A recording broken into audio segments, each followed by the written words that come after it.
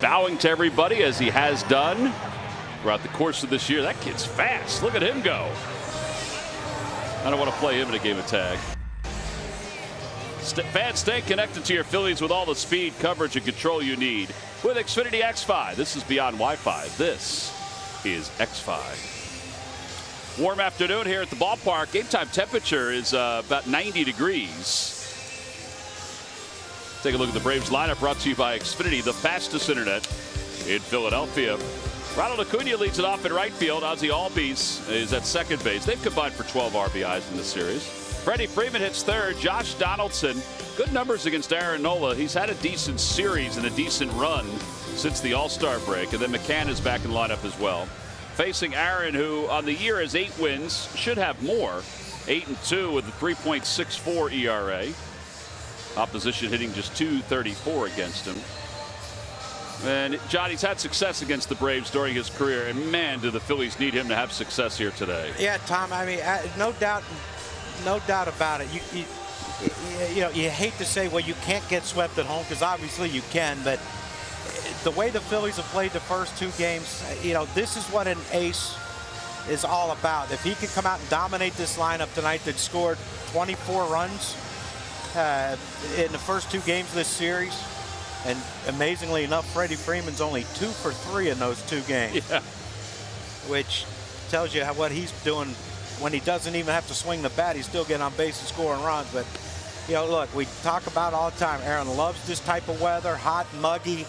That's when he says he's at his best, and he needs to be at his best today to contain this lineup. Let's not forget, too, some credit to the Phillies manager, coaching staff, pitching coach. I believe they adjusted the rotation a little bit so that Aaron could catch one of these Atlanta games. Yes. Actually, this game right here. So that's a good thing. Yeah, to make sure that you match him up against the best, and the Braves have certainly been the best. They start play today, 19 games over 500, 6.5 games up in the National League East. Gents. Yo. And here comes Ronald Acuna Jr. 4 for 9 with 6 runs batted in this series. Yeah, the first pitch on this hot afternoon is a fastball in there for a strike. Yesterday, over 440 feet on this home run, our giant home run replay. Yeah, that home run was very impressive, John. I know you would agree with that. The slider caught a little bit of the middle of the plate, but it was a good height for the pitcher, for Eflin, and straight away center. Just shows to go yet. That hitting that ball straight away, there's a lot of home runs out there if you're willing to do it.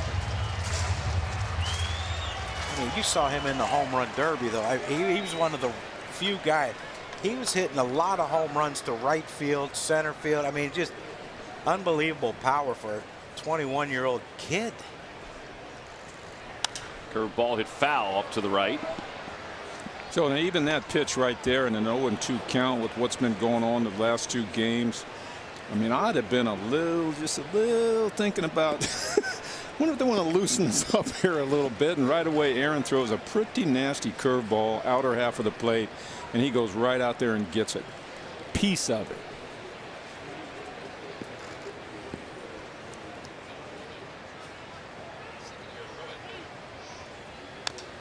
Tapper foul, it remains 0-2. And that's what it appears to me we've been trying to do, is hard in on Ronald Acuna Jr.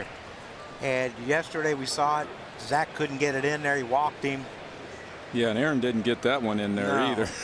That one's right down the middle of the plate. Phillies did a good job against him last time in Atlanta. He was just 2 for 11 in that series in Atlanta. And John, I think that's right. I think that's the pattern they were trying to get to. Swing and a miss, 95. 1 out here in the first. A little movement on that fastball. That one rose a little bit. He gets that thing up around 95. The ball hops a little bit. That's what happens. You got to kind of think about that nasty slow curve that he throws, and boom, the fastball's by you. Ozzie Albies the hitter. And Albies misses a 94-mile-an-hour fastball. I'm telling you, they got to be tired. Sluggish. I mean, you don't run around the bases that much and not get tired. Well, they did strike out 15 times, too. Yeah, they saved swinging. themselves. Yeah, but they had 60 at bats. Outside, 1 ball and 1 strike. Yeah, last night they had 15 runs and 15 strikeouts. First time in franchise history that they had those 2 numbers in the same game. Just think if they'd have put the ball in play more, we might still be here. Yeah. That one just beyond the reach of Cesar Hernandez. And Albies aboard with 1 out.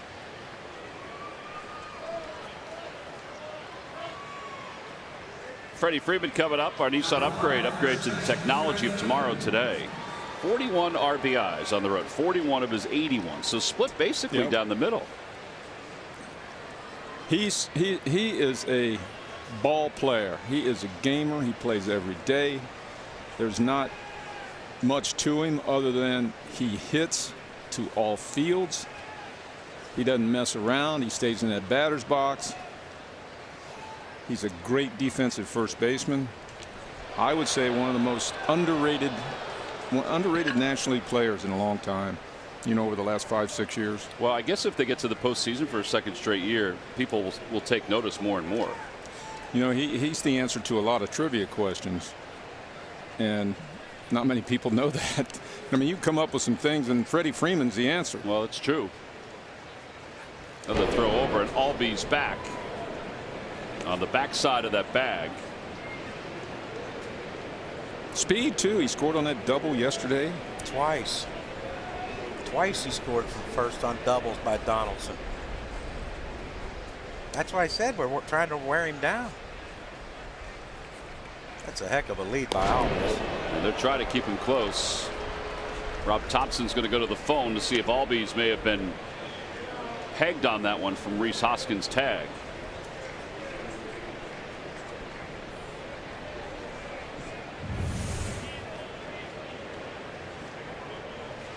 He is back. How about how he contorted his body at the last minute to get around that tag?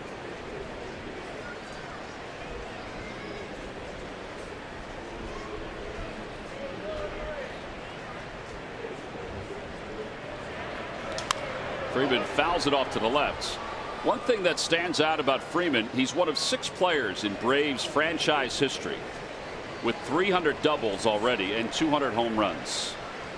He's joining Hank Aaron, Andrew Jones, Chipper Jones, Eddie Matthews, and Dale Murphy.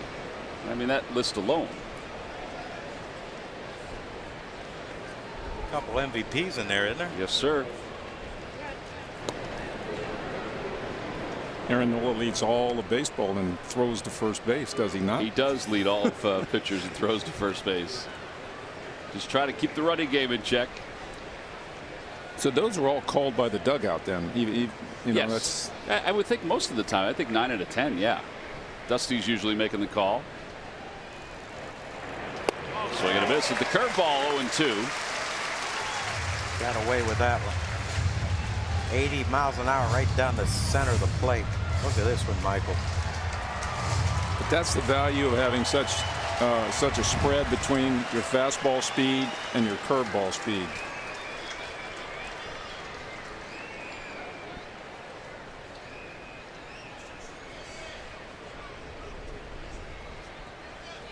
Tried it again. Back foot him this time. It's 1-2. Josh Donaldson on deck.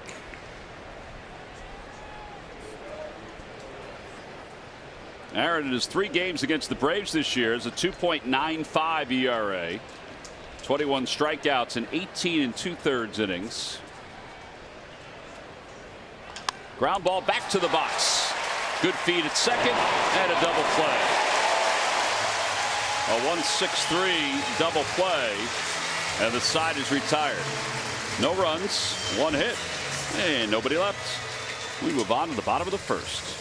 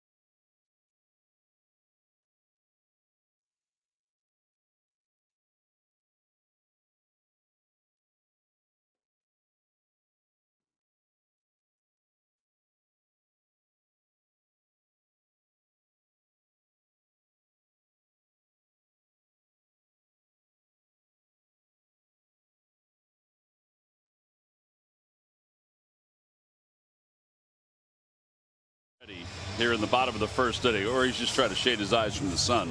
I'm not sure which. Let's look at the Phillies lineup. It's brought to you by Xfinity, the fastest internet in Philadelphia. Kingery leads it off center field today. Gene Segura bats second, then Bryce Harper third. Rhys Hoskins hits cleanup. JT Realmuto fifth. Cesar Hernandez will bat sixth. His numbers against Gausman, and those are all from last year when the Phillies faced Kevin Gausman, the veteran right-hander who has made one start since being on the disabled list or the injured list with plantar fasciitis. Aaron Nola's teammate at LSU. They work out together in the offseason.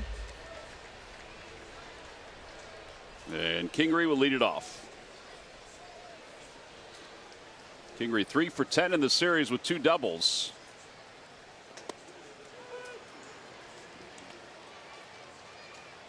Yeah, Gausman had a couple starts in the minor leagues where he worked on his cutter, and he's now using that 10 to 15 times a game. His last start, he used it 10 times, so something the Phillies are going to have to contend with. A high fly ball foul down the left field line.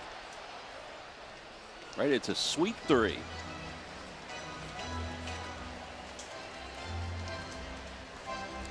Good location right there on the inside pitch. Just a tad off the inside corner. Both, 2 pitches, 2 perfect located pitches. Might see that cutter here. Well, you might see him go up. Scotty's been very vulnerable to that fastball up. Yeah, that's what McCann looked like he was doing initially, and now instead he goes with the splitter. I mean, Kingery is struck out 1 away here in the first. Little cat and mouse by the catcher, just in case Scotty was peeking. Started his glove up and then brought it down. What up, A-Bomb down in the dugout said he's got tomorrow night's game. Y'all make sure you subscribe, brah. And then you think you're getting one down the middle, and all of a sudden it just says bye-bye. Segura 4 for 8 in this series with a home run.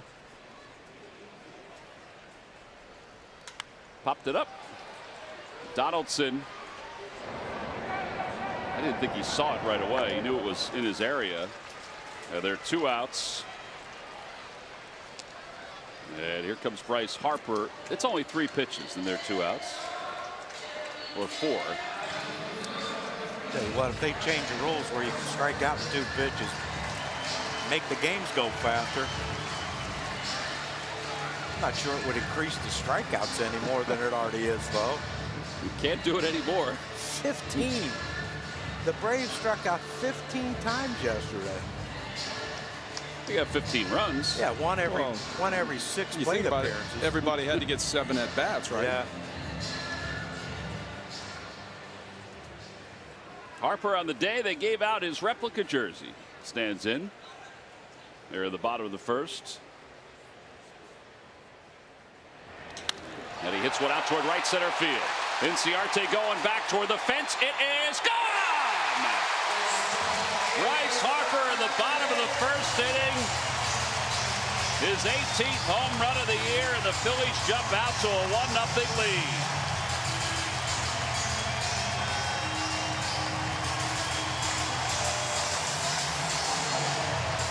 Always love to see aggressive on the first pitch fastball. I mean, you watch the first 2 hitters. Both hitters got fastballs on the first pitch. It doesn't take the ball. You don't have to. Fastball doesn't have to be right down the middle to hit it. What a swing. That plate's only, what, 18 inches wide or something like that? 17, isn't it? I don't know, something like that. I mean, Seems like it was 18 a lot of times. Some umpires thought it was 20. It's a good start, though. Oh, man. That's going to leave a mark. Yeah, and Rhys comes out aggressive, too. Maybe they said something about that. We had 3 out of 4 of our hitters have swung first pitch fastball. Don't you love it? Yeah, I love it. I do, too.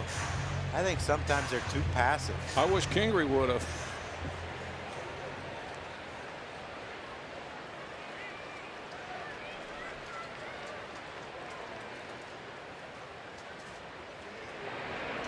Popped up. Freeman comes sprinting in. McCann too. It's Freeman who says he's got it.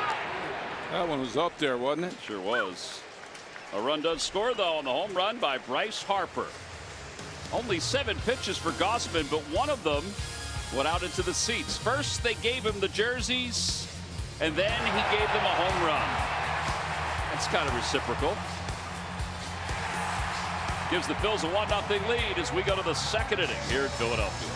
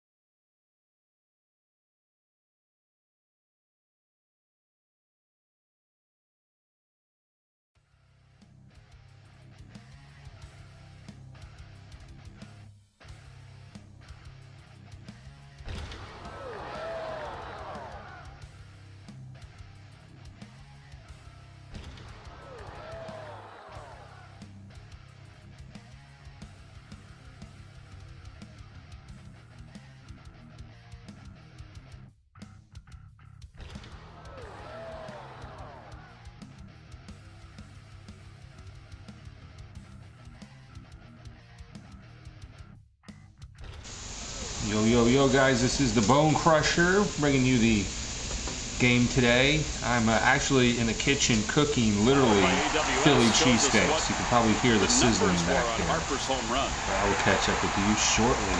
Chop on. They threw it back to the fan who was in the area where that ball bounced. First inning runs, guys. There's nothing better. Especially for Aaron. Yeah, because we mentioned it. His last 10 starts, he's 2-2 with an ERA of 3.09. He's received the 8th lowest run support in baseball during that time. Yeah, I mean, we showed a graphic. It's 5-0, or last 5 starts, 2-0, and his ERA's under 2. Yeah. You know, you have an ERA under 2, you should win at least 4 of those games, you would think. 0-1 to Donaldson. Fastball in the outside corner, 0-2. Hope he's getting that all night, Michael. Or all day. Particularly if he can throw a 2-seamer to that spot.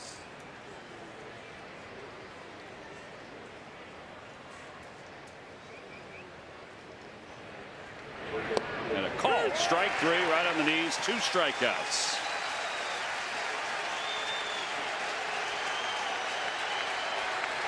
That has to be more about strike 2 because that looked like a pretty good pitch. Was it down? Short part of that conversation was if you're giving him that one away, you can't give him that one in. Well, here's the pitch before from Pitchcast number 2. A little off the plate. Well, maybe if it was electronic, the bell might have rung. That's a pretty good The last pitch. pitch is definitely a strike. Yeah. McCann takes a breaking ball and it's 0-1.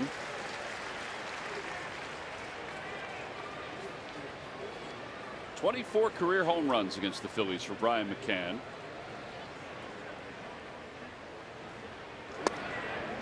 In the old days, a game like this, if you had a Frank Pulley, he'd tell everybody before the game starts, be swinging a bat today, boys. Would he say that? We've had a couple of long days here.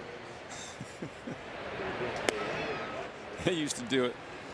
Remember Frank Pulley? Sometimes before it even hit the catcher's glove.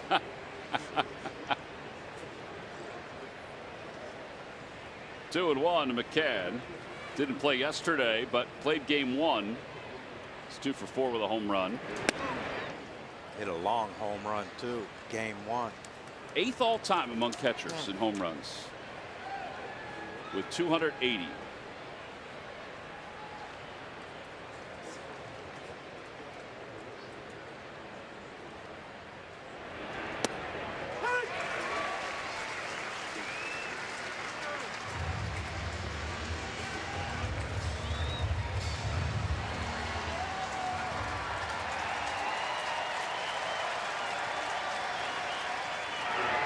And a called strike 3 at the bottom of the zone, at the knees, back-to-back strikeouts. 2 outs here in the second. It's like we're going to have a little friction between our home plate umpire and the Atlanta bench today. It's a strike, though. I mean, according to PitchCast. Right on the bottom of the line there. Close enough to call, close enough to swing at with 2 strikes. And instead of like chirping about it, would you think that someone would go up and look and say, you know, hey, it was a strike? In this day and age, yes. But what I'm saying is it could keep one of those guys, McCann or Donaldson, from getting thrown out of the game. Because somebody's going to get thrown out of the game if it continues this way. What you should do is argue, let everybody know that it wasn't your fault as a hitter. Like the pro golfers do when they miss a putt. You know, they pound the spike mark in the path of their putt. It was never their fault. It was a ball hit a spike mark. And then you go in the dugout and you go up and look at the TV screen up behind the dugout, and then you come back out and you apologize. Which he may do because he's got to spend the rest of the day with him behind the plate.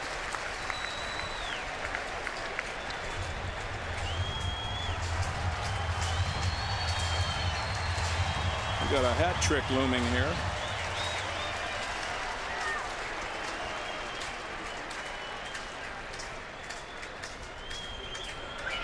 Swing and a miss.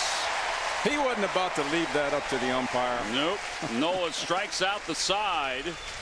Take a look at some of these pitches. Now, there was discussion with the first 2 strikeouts whether they were in the zone. There's no doubt they were. First it was Donaldson. He wasn't happy. Then Aaron Nola was able to get Brian McCann. He wasn't happy. Both were good pitches. And then Duvall, he decided to swing. And Duvall wasn't happy. We go to the bottom of the second.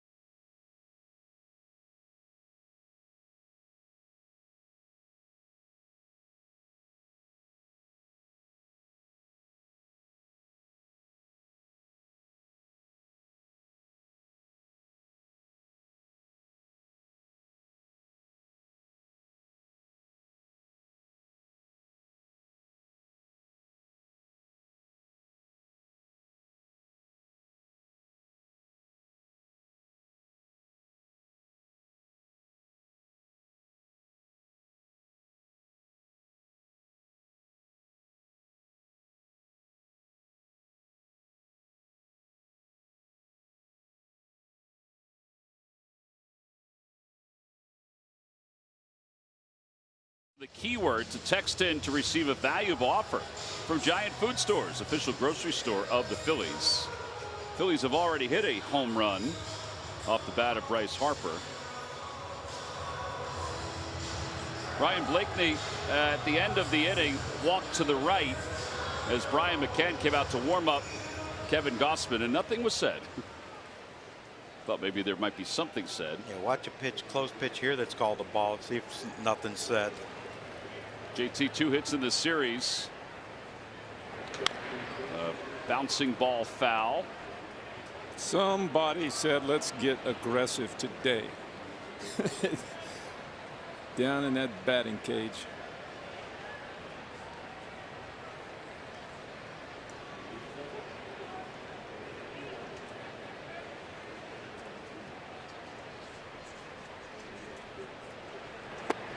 Oh, and 2. I remember playing the old lumber company back in the day, Starville Parker. Man, they came out swinging. They were swinging before the pitcher let go of the ball. I want to tell you, they were so aggressive. There was no pitch counts back then. It was just pounded. Their thought was, let's get a fastball early. Remember Manny Sanguillen, the greatest? He swung at everything.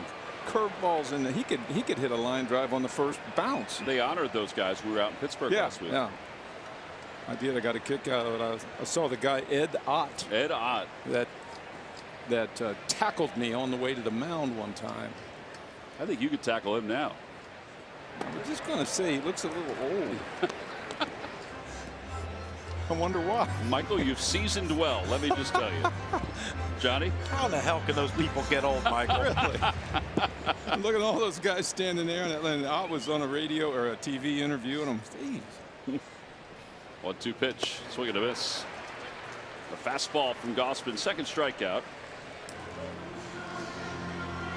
After the Phillies have an off day tomorrow, the San Francisco Giants are coming into town beginning Tuesday. It's a 3-game series, 2 night games, and then Thursday is a Citizens Bank Business Person Special. We're going to throw it back. Wear the baby blues. Giants through June 29th, they're 35-47. They were talking about selling, getting rid of everybody. Now 18-5 over the last 23.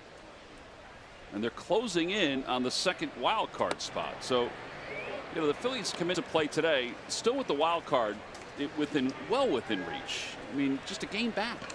A little 18-5 wouldn't hurt. 18-5 wouldn't hurt anybody.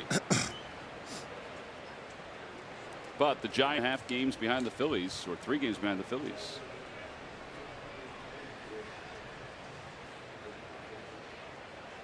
One ball and 1 strike. I think Cesar was a little late on that one. I think he picked that one up well. Nope. Wanted to.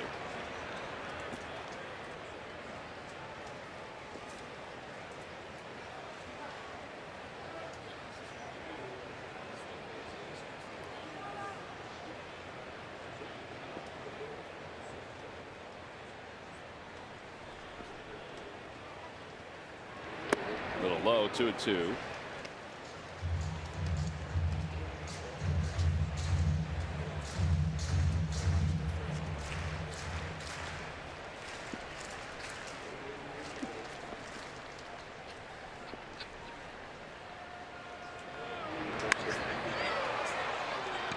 Fly ball left field. Adam Duvall. Yeah, there are 2 outs. Yeah, here comes Michael Franco. All right, so Phillies have swung at 4 of the first of the first 6 hitters. 4 have swung at the first pitch. Might as well get the fastball early. And this guy's known to do it. Yeah, but what you're making Gausman do is, second time through the order, he's probably going to have to throw something else. Right. And if he can't command the secondary pitches, now you're ahead in the count, and you get you know, kind of are going to figure out what you're going to get. Well, the major league average on the first pitch last year was 333, if I'm not mistaken. I know Carl can find that out exactly, whether it was last year or the previous year, but the major league average on first pitches is quite high.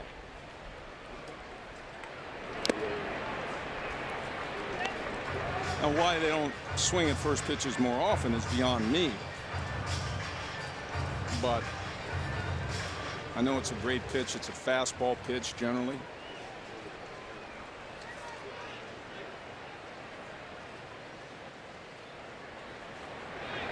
He went around on a high fastball. 3 strikeouts for Gausman.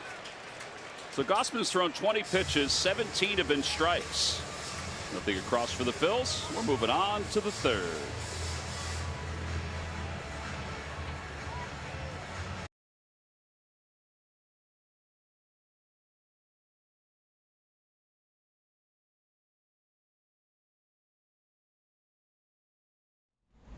Guys, I'm crushing a It's a Philly cheesesteak, except I put it in a wrap because we're gonna crush the Phillies today. Fucking good.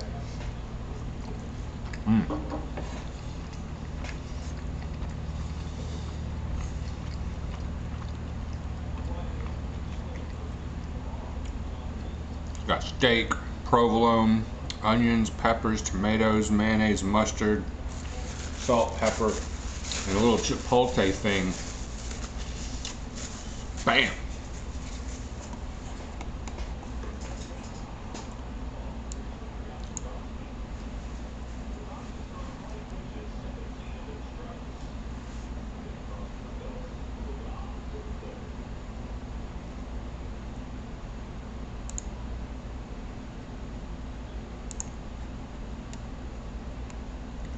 Game's coming back in just a sec. Hang tight. And if you're a Dish Network refugee, welcome aboard.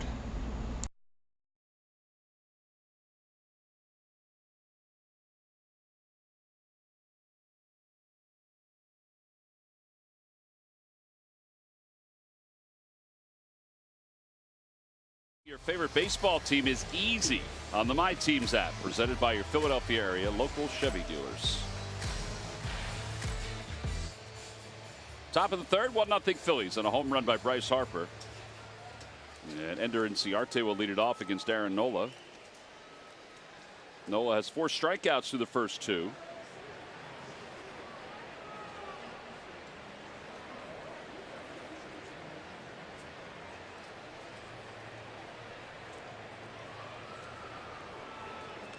Phillies this year are 14-8 in Aaron's starts. He's won 8 of those games. He's 8-2.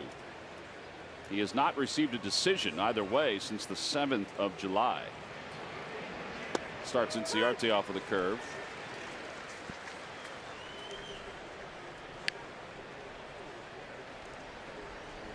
There's Zach Eflin, who struggled last night. Out to left field, right at Hazley, who now comes running in. And 1 out.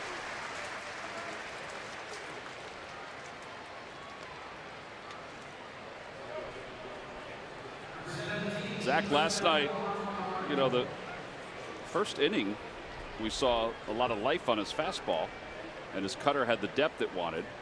But then in the second, that fastball which he tried to get up, couldn't get up to Ender Inciarte. He deposited it for a home run, and then the pitch to Acuna, an impressive home run out to center field. And hey, just hope there's nothing wrong with him, because first inning he was 95, and then second, third inning it was 92, 93. I hope there's nothing wrong with him physically that causes that drop in velocity so quickly during a game. Said the other day that he feels fine, but obviously last night and what has happened over the last several starts is something you really have to contemplate, whether you can keep sending him out there. 4-3 on the put out. Yeah, there are 2 outs for Gossman.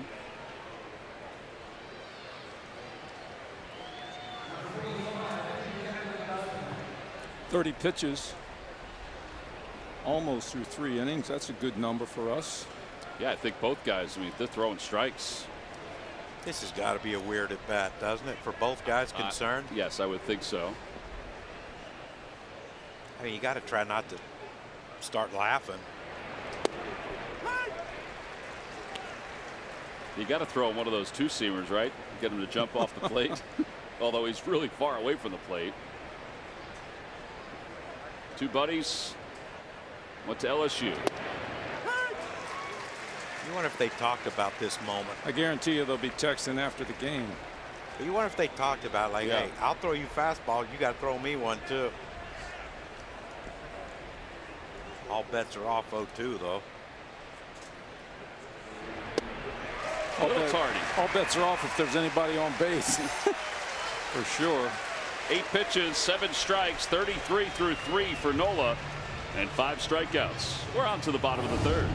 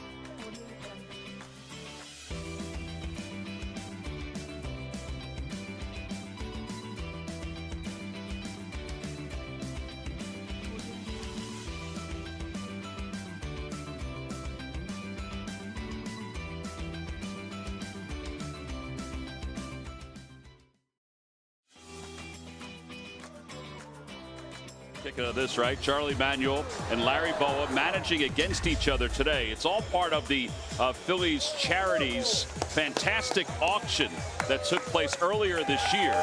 Kevin Moisen, who's a youth baseball coach from Allentown, PA, he won the experience to have the two coach against each other, and they did it earlier today over at FDR Park at the Phillies Fields. That'll be it, Bo. Fanatic ventured over as well. Nice uniforms, by the way, guys. Bo's looking for a rally. That ball's hit well out to center field. That's going to wind up being an RBI triple. Come on, baby. Yeah. Come on, you can make it. And he does make it. Obviously, all for a great cause. And Chuck and Bo, anytime they can get back in uniform, they're loving life, right? The two of them. They've become such good friends over the last few years, which is somewhat ironic considering, you know, one took over for the other as the skipper of the Philadelphia Phillies. You want some entertainment, just go to spring training and sit in the locker room and listen to Bo and Charlie tell stories for about 2 hours. It is great. It's quite entertaining. 2 hours and they still ain't done. They have more for the next day. Well, our thanks to Kevin Moisen from Allentown, PA, for bidding on it, and also bringing both of his bunch of his teams down for the experience. It's nice that they had a good morning too. The weather was good. Those fields are beautiful over there. Do you think this playing field is beautiful? Well, you know, Mike Buchholder and his staff, they oversee this one. They make sure that one is taken care of. They have crews over there too. And Murph on his bike ride too. A nice day for that. Yep. Nice day for a flat tire. He got one of those. Yep. Today? Yeah. Yeah. I think it's the second year in a row he's had a flat tire. Maybe he needs to diet before he goes on that bike ride. Or ride the bike and test it before he takes it out of the storage every that's year. That's the thing. He doesn't train for that. Like, it's from here, and yeah, the bike doesn't either. But it's from where? Here to Atlantic City. Atlantic City. Yeah. And he doesn't train for it. Well, he trains for the post bike ride. Yes, he's been concentrating on that more recently. They stop at an Irish pub down in Atlantic City and afterwards and partake in some libations, which Murph is Have you considered Hall of Fame worthy. What? Have you considered that bike ride? I considered it. No. No. No.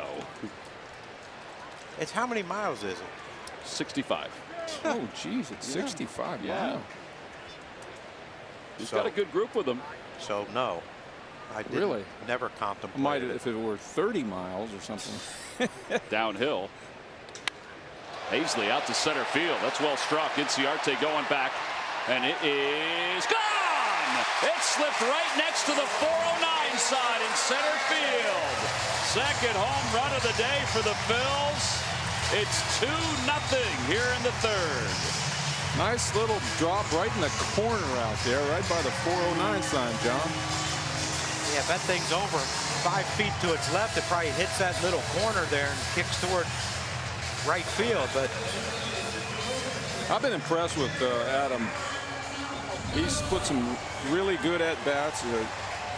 Beautiful swing right there. Worked on that off the high tee down there in the cage this morning, trying to get down through the ball, which is a good thing in my estimation, in my opinion, as the two good friends are pitching to each other here again.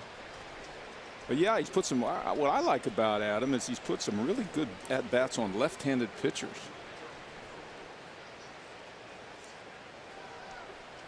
Well, and again, sometimes you play lefties against righties with a platoon situation, but he's played against everybody his whole life out of the University of Virginia.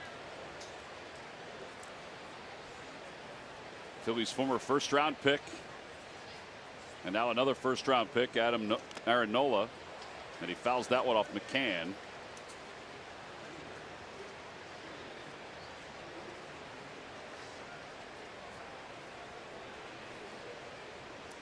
There's just some places they don't have padding.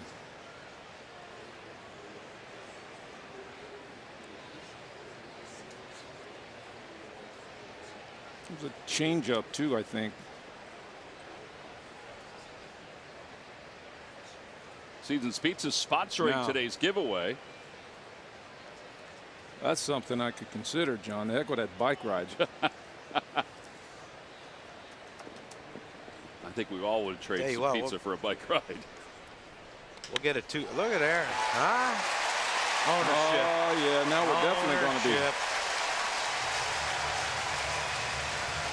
He said he had to find some more hits in that bat the other day.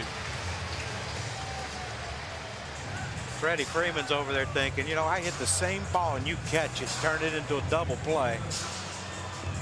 And you get a base hit out of it. Look at Freddie looking at it.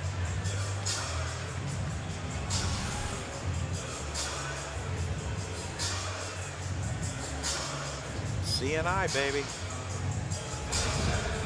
Look at Freddie. Freddie still can't believe it.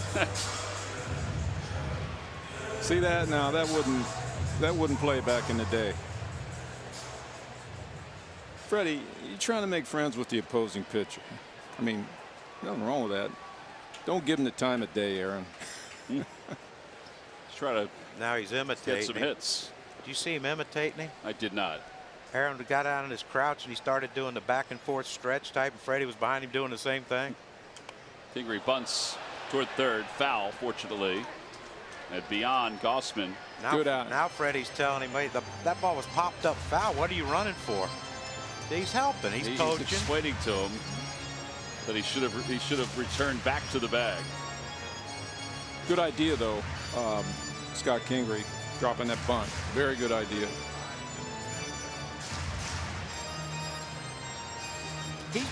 Freddie's been more talkative this year, I think, than I've ever seen him. Watch him. Watch him. Aaron's doing his stretch, and watch Freddie. See, Freddie starts.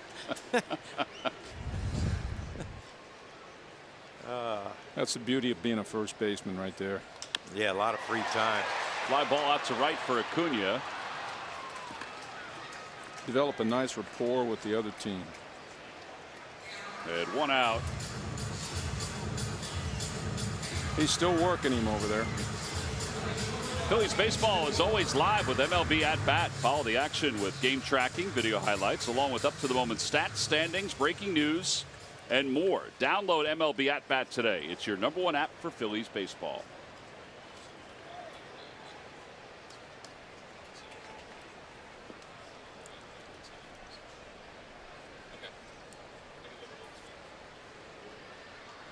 Segura takes at the knees, and it's 0-1.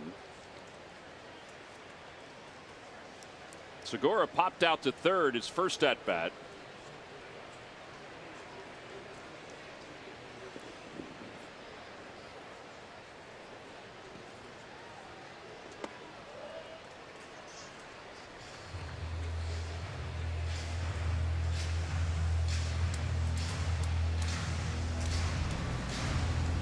What are we doing, guys?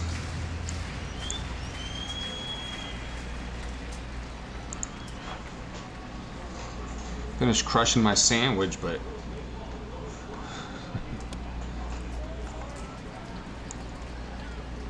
not really reacting today. But do want to welcome all the Dish Network refugees into the house.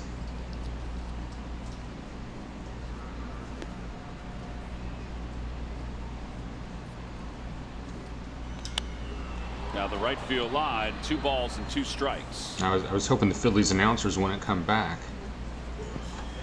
Yeah, I'm using the backup microphone Phillies with right 2 now. runs, 2 solo home runs today. Adam Hazley and Bryce Harper.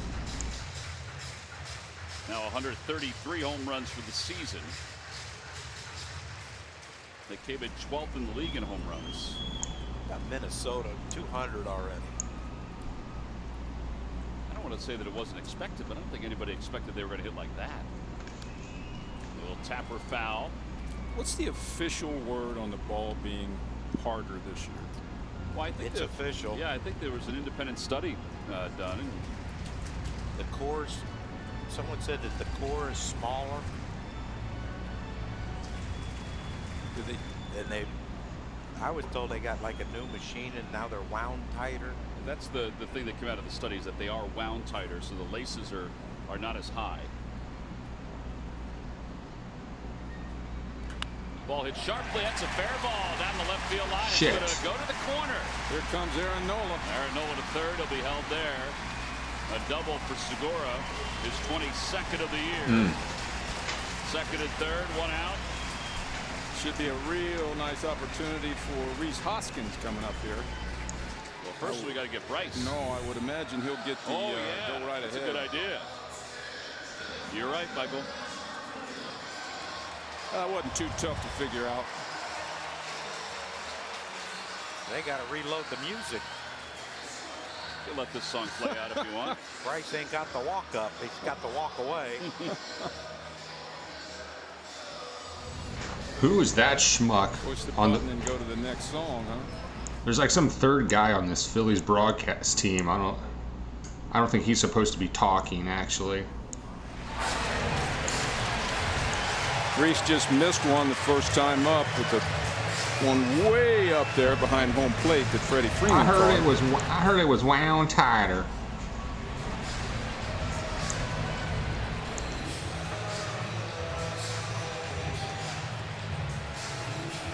Let's see how aggressive we are on the first pitch in this at-bat. See, my guess would be fastball down the middle probably won't happen.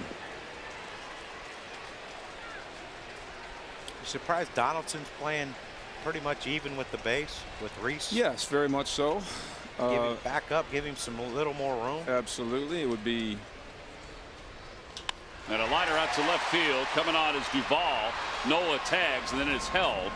All right. Wow.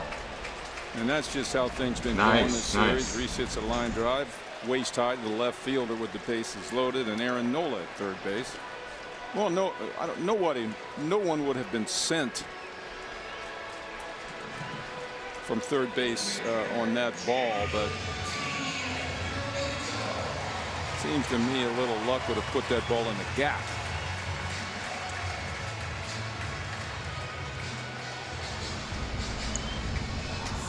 First pitch swinging, John. Yeah, we hit it well. Well, we hit it well, you know. Well, you can do swing it. You can't aim it. I can do swing it, can't aim it, y'all. Who is this clown? See if JT can't pick him up right here. Pitch inside, and it's 1 ball, no strikes. It's the Ass Clown broadcast On crew. the out-of-town scoreboard, the Mets have jumped out to a 6-0 lead over the Pirates. Michael Conforto, a 2-run home run. They got a shutout last night from Mats.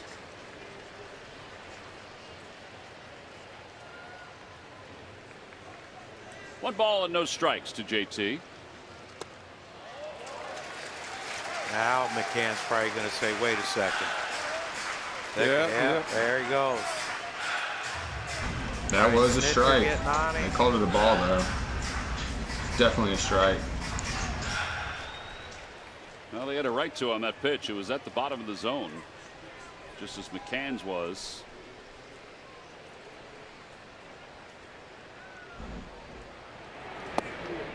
On the inside corner, 2-1. That's right. McCann was called out on exact same location of a pitch. So McCann had a right to bitch right there. With the bases loaded.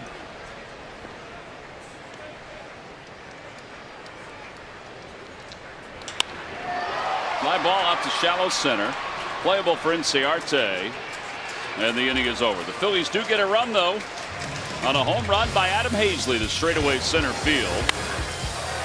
They leave the bases loaded. For Hazley, though, his 3rd home run of the season. We'll go to the 4th. 2-0 Phils. Yeah, so the umpire is not being consistent. Of course, that's one of the biggest gripes if you're going to have a strike zone that's not textbook strike zone. Be consistent. But the Phillies left them loaded. Braves kind of got out of a jam there. They did give up that home run, but it's 2-0. See what's going on in the dugout while we're in this break, guys.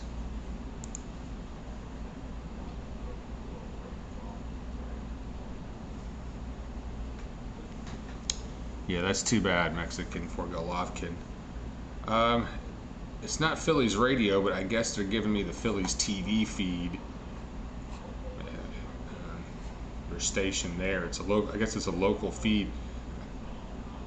I might be able to go back and try a different channel and see if they'll give me the Braves feed. I am not enjoying these Philadelphia announcers. They're not very good.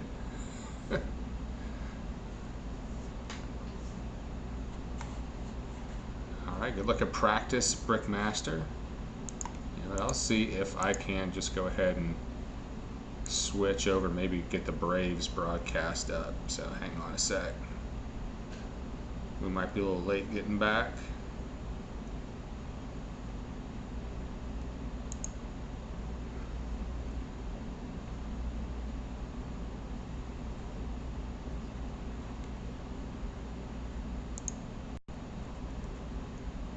Shop ChooseNissan.com and buy Jefferson Health. Call 800-JEFF now or visit jeffersonhealth.org.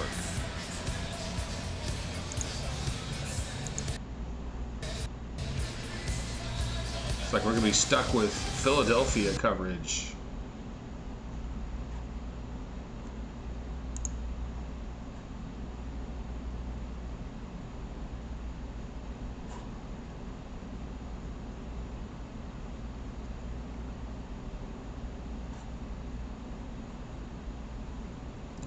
And now Philadelphia is buffering.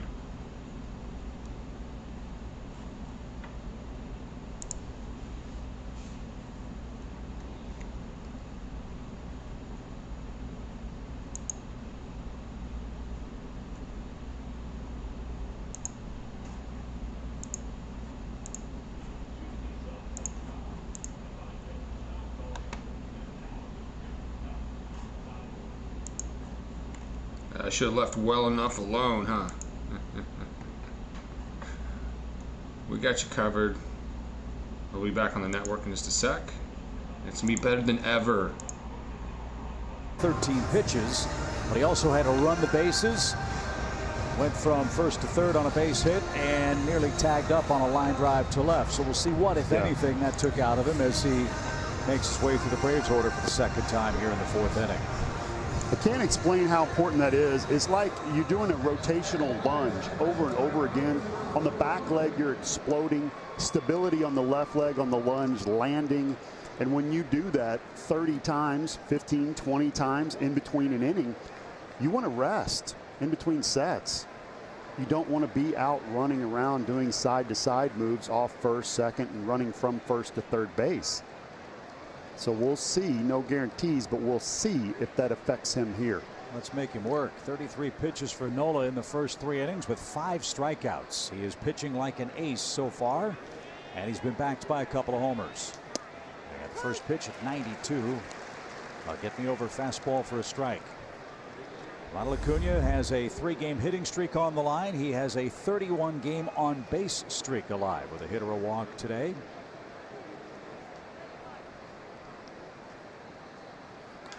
And a bouncy ball toward Franco, who stabs that and throws to first. Ground ball out for Nola. Acuna's 0 for 2, 1 away. I think that hop surprised Franco, might have surprised Acuna. He thought it was going to sneak by, but no such luck. 1 away. That ball was hit well. It was stung.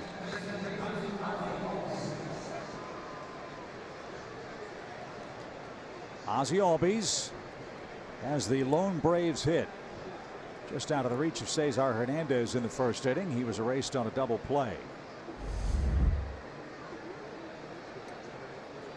Mentioned Ozzie Albies in that remarkable grand slam number we had for you as Hazley comes on, dives and can't get it. The ball's behind him, and Ozzie's on his way to second with a bloop 2-base hit.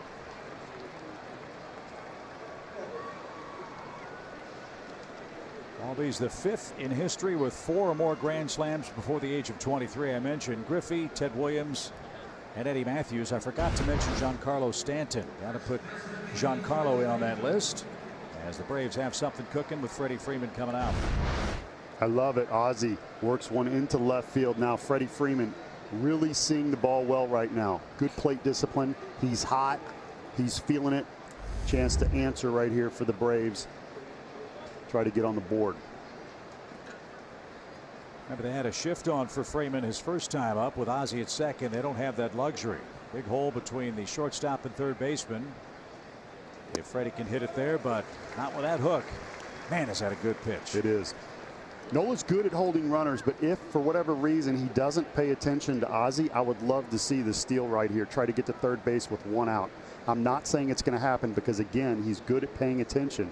But if he starts giving you the one look, you can gamble and go to third. Let's see how many times he looks here. Boy, that's a big risk. With the left-hand hitter on the mound, Real Muto's got a great look at the base runner and a clean throw to third.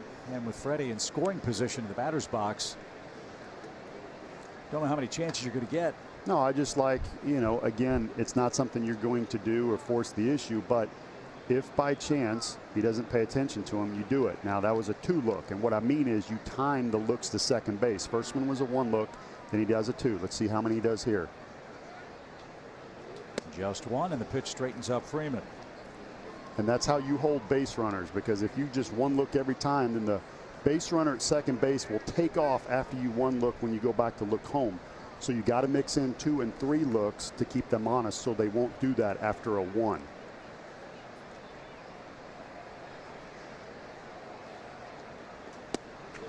And that's the no look, the quick pitch. That messes up the timing of the hitter and the base runner. Nola doing a good job. He is paying attention to him. So 3 balls and a strike for Freddie. The Braves have not had many 3-ball counts. That's because Nola's only thrown 10 of his 40 pitches out of the strike zone. So he throws his curveball a ton with runners in scoring position. Will he throw it here behind 3-1? Fastball tied him up. They pass Freddie Freeman, who walks for the 7th time in this series. That's his 8th walk in his last 4 games. And now Josh Donaldson's up with a chance to turn the game around with 1 swing. Nola normally very precise, hits all of his spots. Missing right there, being very careful with Freeman. That's respect. Also, Ozzie involved in that at bat, causing him to pay attention to him at second base. Doing something other than being relaxed out of the windup with nobody on affected that at bat. Remember, Josh Donaldson was upset over a strike 2 call in his first at bat. Let's see if that earns him the benefit of a doubt in this critical 4th inning. A double and a walk for Nola after spending most of the last inning on the base paths. Pitch. Swing and a miss. 94. And up. Well, you pitch him up there, you are playing with fire. Yes, you are. You're flicking matches at gasoline that's been spilled on the sidewalk.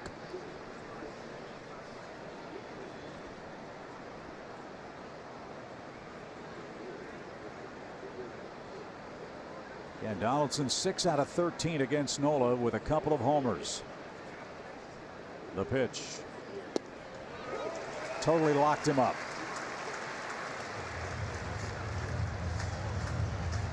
0-2.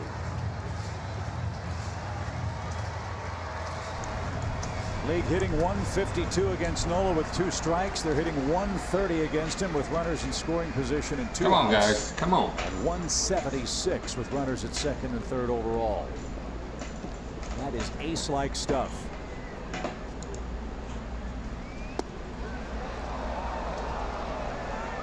Donaldson might have gotten the benefit of the doubt. 1-2. That was awfully close. Some players believe that's why you argue to work the ump after it's over and you can't change the decision. You can affect the next at bat.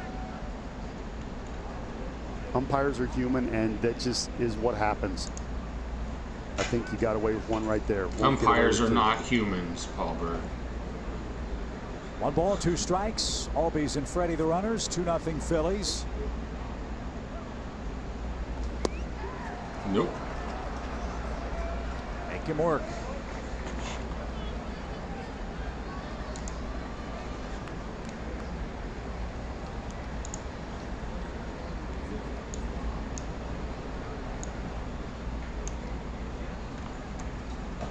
All right, come on, Donaldson.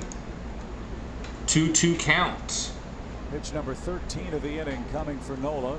2-2 for Josh. Outside. And this is why you like Donaldson. Again, He is a very patient, slugging cleanup man. Donaldson with 59 walks. Now, if Donaldson hits a home run here, everyone gets 30% off of Papa John's Pizza. The Papa Slam special up for grabs. He's going to stare out at Nola. It's going to be intense. I love it. Paul Bird's getting a boner.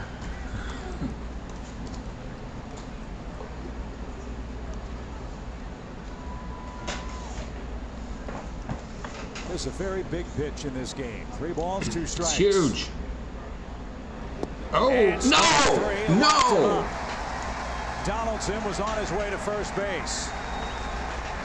That's unfortunate. That's ball 4. That is ball 4. Mistake, back up curveball. Fuck that umpire. Bring on the robo-umps. That is horrible. That is horrible. Glove moved 2 feet. That's unfair. That's unfortunate. Gosh, that's a big miss in a crucial situation. Yeah. Nola's so good. He does not need help. So 6 strikeouts. Donaldson's been rung up twice. Well, they don't deserve to be treated like humans. Bases ought to be loaded with 1 out for McCann. Yes. Well, you know, that kind of bullshit is why we're going to have robo-umps. Remember, McCann was arguing. He was rung up on a pitch at the very bottom of the zone. So I think what the Braves are seeing is Aaron Nola's getting some ace-like calls from Ryan Blakeney. Shit. Atlanta's not getting him at the plate. Oh! Come on. No balls and a strike. Country hardball here, 0-2. Yeah, this is where Braves Twitter blows up and they talk about the robo-umps. That's a really big call right there. And, you know, I am for the umpire. I like human beings calling the game and making mistakes. But that, again, an unfortunate situation. D-Mac's got to turn the page right here, make something happen. He had a disagreeable call in his first at-bat. Well said, Paul Bird, on the robo-ump. Curveball, fuck. Swing and a miss, and that ends the inning. Ozzie Albies has both Braves hits. Aaron Nola got a little help. He doesn't need it. He's up 2-0. Guys, what do you think of that scenario? How the hell? Blakeney is the umpire.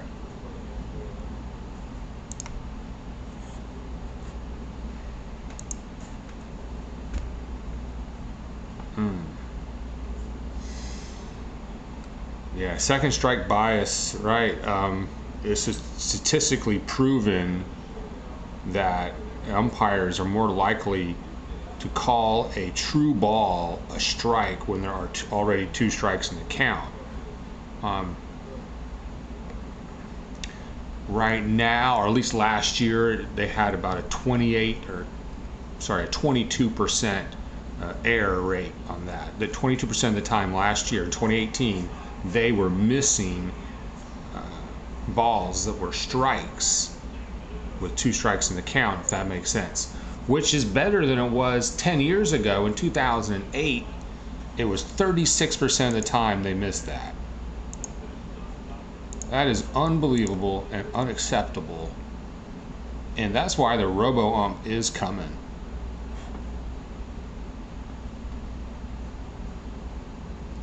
There were 55 games last year that were decided by an incorrect strike call at the end of the game with 2 strikes in the count. 55 games.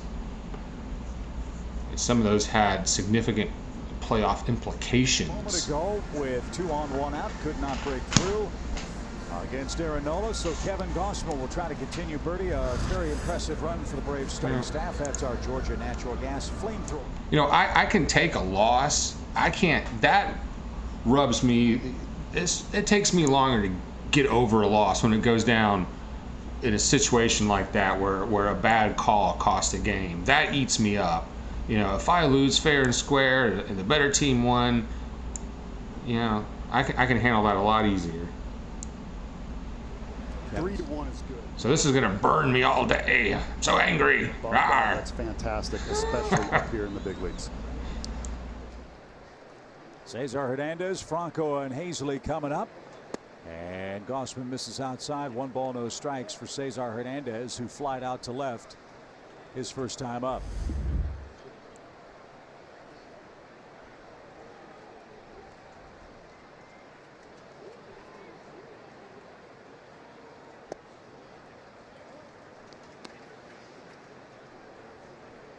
Two runs, 4 hits for the Phillies. Harper and Hazley have homered.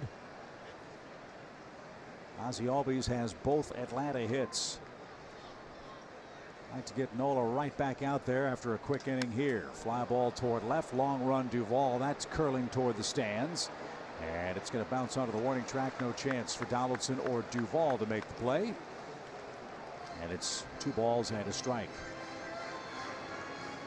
Nationals and Dodgers, no score. 3rd inning up at Nationals Park. Buehler and Strasburg.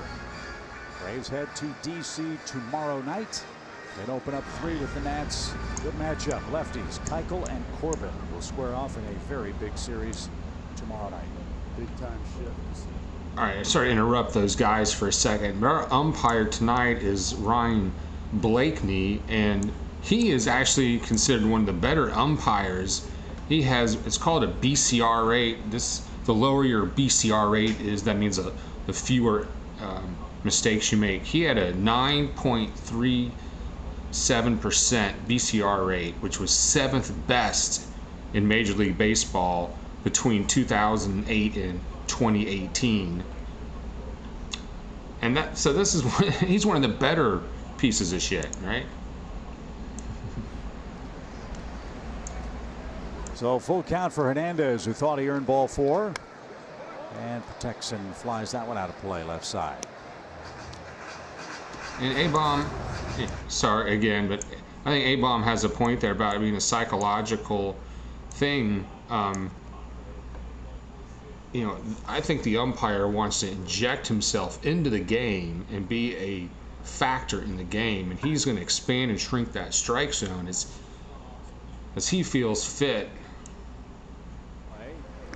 And there is out number 1. Nice comeback for Gausman from a 3-1 count. Hernandez is 0 for 2, and here's Franco, who checked his swing and struck out on high 90s heat out of the zone.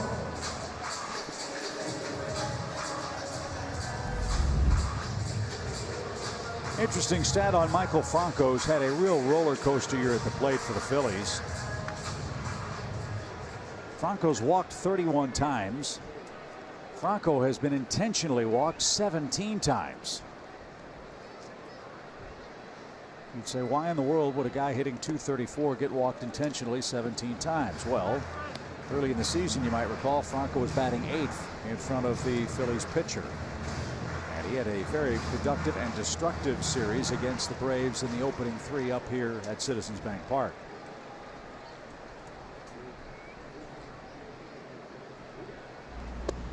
There's a good pitch.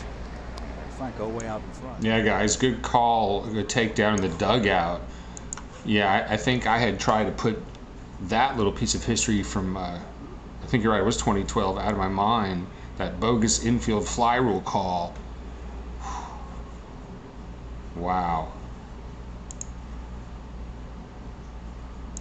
As it stands now, Scott Kingery would get a crack at third base for him. Based on the current roster, they have a kid named Baum, I believe, in their farm system. Perfectly named guy if he's a slugger. Former #1 pick. Waiting in the wings. So it's a very big year for Michael Franco. The pitch. And it's Alec Baum. 3rd overall pick in the draft, but last year. So he's on his way out of terrific career numbers at Wichita State.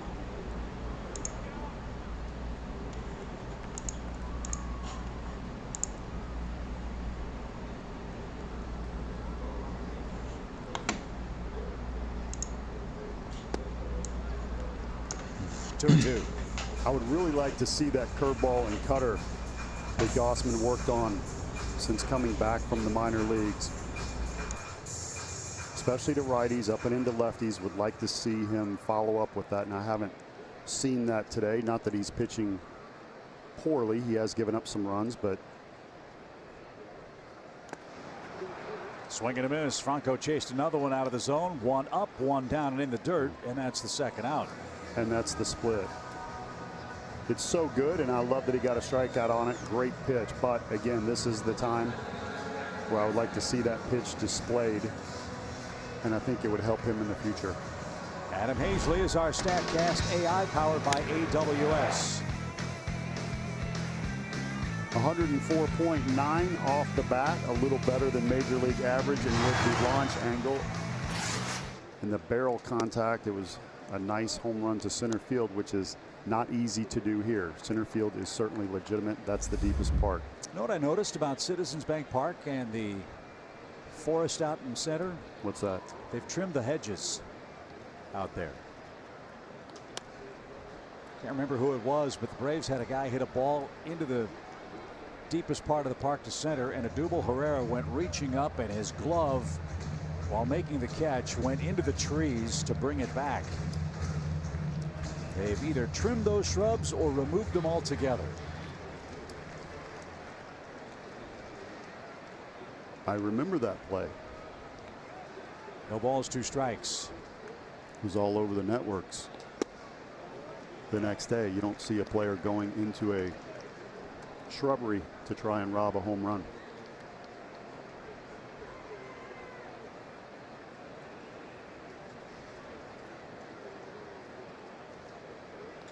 Sharply hit towards short. Camargo backhand, long throw, and he got him. And Kevin Gausman has a 1-2-3, his second such inning in the game. Time for the Braves bats to come alive. We go to the 5th.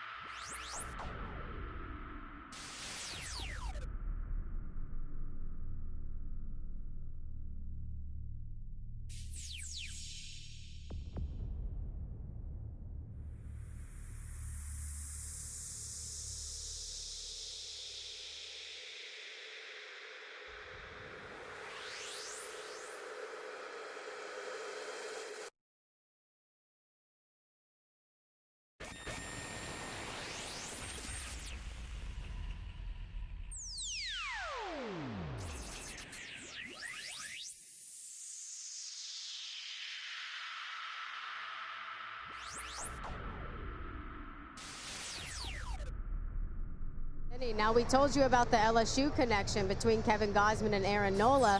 Well, there's another SEC guy in the Braves dugout. That, of course, is Dansby Swanson, who's currently on the IL. Now, he didn't face Gausman while they were in the SEC together. He did face Aaron Nola. And he says he feels like Nola hasn't changed as a pitcher at all since college. He said he's the same guy. He has always been that good. But he said when you were facing him in college, it was one of those guys you knew that you would be seeing him pitch in the big leagues. He said he was the best pitcher in the conference, which speaks volumes to Aaron Nola because we know how strong the SEC is in baseball. And Paul, he said what makes him so good is that he can throw all of his pitches for strikes. I know you were talking about that earlier, but he's having another great outing so far tonight. Yeah, that's it. You know what? There's control, which is ability to throw strikes, and then there's command, which means you can command all of your pitches, not just throw strikes with them, but hit quadrants, throw to corners inside the zone. Great report, Kelsey. Good homework. 50 pitches for Nola through 4 innings. He's got 7 strikeouts. Again, as we told you, Aaron Nola has really turned his season around. At one point, this man's ERA was 6.84. He has shaved 3.2 runs off his ERA in his last 17 starts. In fact, he had a stretch of games this year for the Phillies where he gave up virtually nothing. From June 21st till July 13th, he had 5 starts where he gave up 1 earned run or less.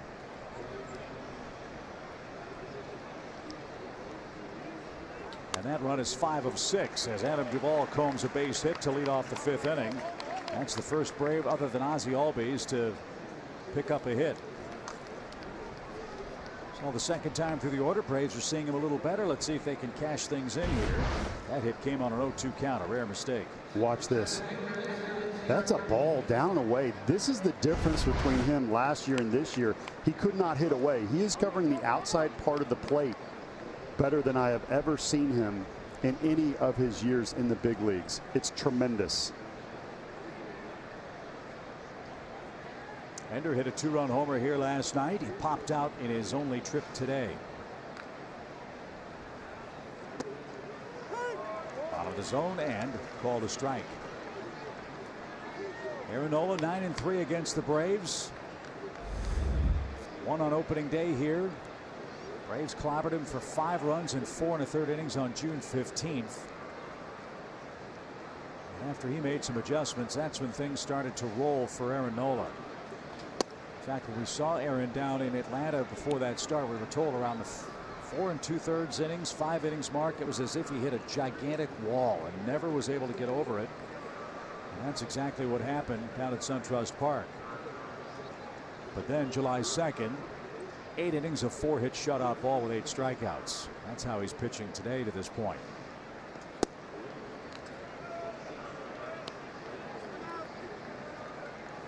Two balls and a strike. I like that he's out of the stretch right now.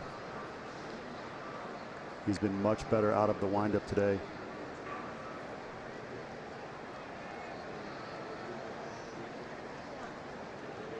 Nola, a first-round pick in 2014, the 7th overall choice for the Phillies. The Phillies would have taken him 1 if they had that pick. I know that Ruben Amaro Jr., the GM at the time, we talked a lot. He was there watching a lot of the games. And then shout out to pitching coach Alan Dunn at LSU for being such a good coach and teacher to both he and Gausman. Swing and a miss, or I should say a foul tip. I went back to LSU and he says, I want you to watch this guy throw a pin. So I go, okay, I'd love to run down there and watch it. And I'm watching Nola pitch, and he looks like Greg Maddux. He's not missing a spot, pinpoint precision. Alan Dunn came over from the Orioles in the big league bullpen, so he knew what major league pitchers looked like. And he said, what do you think? And I go, my gosh, that's 80 grade control in the big leagues. He looks like Maddux. He goes, exactly. He goes, this guy could pitch up here right now, which is why you heard Kelsey give that report about Dansby.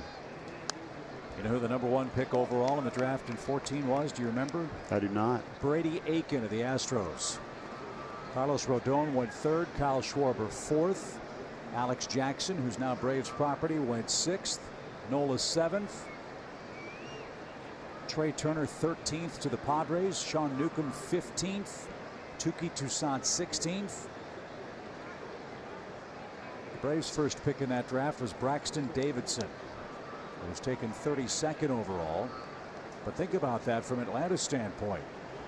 They got Toussaint, they got Newcomb, and they got Alex Jackson, all selected in the top 16 of that draft, and Atlanta didn't pick them, but got him in trades. That worked out all right. 2 balls, 2 strikes. Swinging a shot toward right. Harper is there. Unsteady route, but he makes the play for the first out. Speaking of Alex Jackson, he's having himself a terrific year. 23 home runs for Gwinnett. Again, another prospect in the Braves minor league system. how they brought up guys like Acuna and Albies and others, Soroka, and somehow still have a ton of top-notch prospects in the farm system. I don't know how you do that. I do know how you do that. You make great draft choices and great scouting department. And good trades. And good trades. And Johan Camargo is really struggling at the plate. He has taken some very, very un-Camargo-like swings in this series. He's 0 for his last 15. And this is a tough guy to try to break out of a slump against. Duvall at first, one out. See that pitch right there? He's late on that. And there's certain things you say about hitting in baseball, like stay back, get a fat contract. There's certain sayings. Get a great pitch to hit. One of those things you will always hear is be on time. Be on time. And you have to see big league pitching to get your timing back and be on time.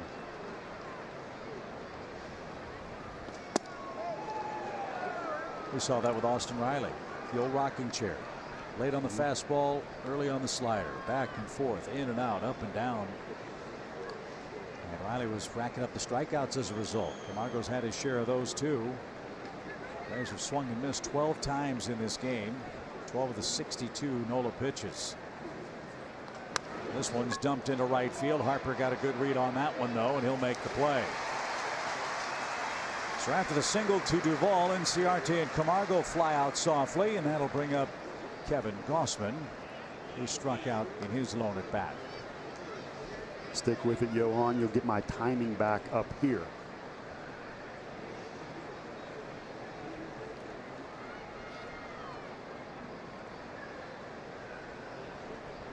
See if Gausman can help himself. And off the end of the bat. And out of play. Well, the old saying, one or two solo home runs ought not beat you. You hope that won't be the case. If memory serves, the last time Nola faced the Braves, he beat him 2-0. His 17 out of 18 first pitch strikes, pretty good, Chip. He beat 17 out of 18 ball one, that's for sure. Such a difference when you throw strike one, because now one of your next pitches can be a ball and you're still ahead 1-2. And when you're ahead in the count, you take a 350 hitter and you make him a 250 hitter. You change the whole dynamic of the game just simply by being ahead.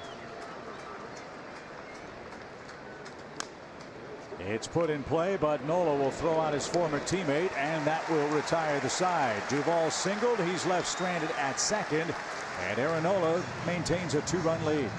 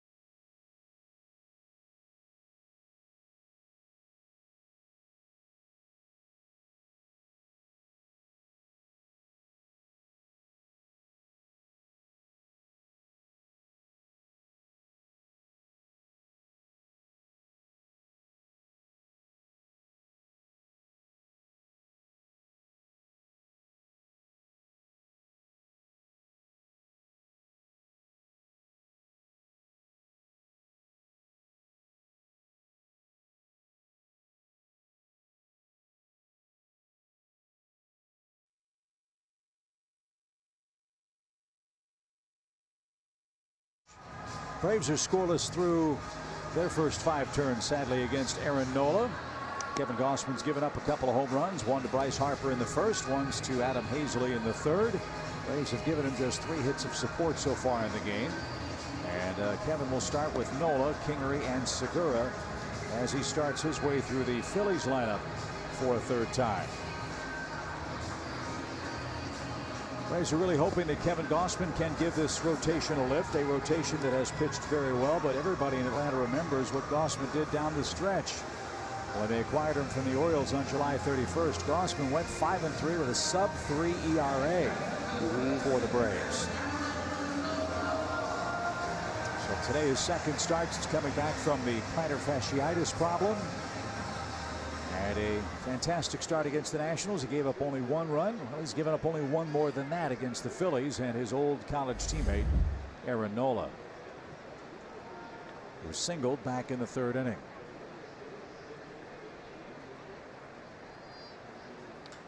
And he singles again. Look, there's a pattern. Yeah. They're going up there swinging at the first pitch. If you lay a cookie down the middle to a man with a weapon in his hand, you're going to get hurt. And Gausman gives up a leadoff hit to Nola to start the inning.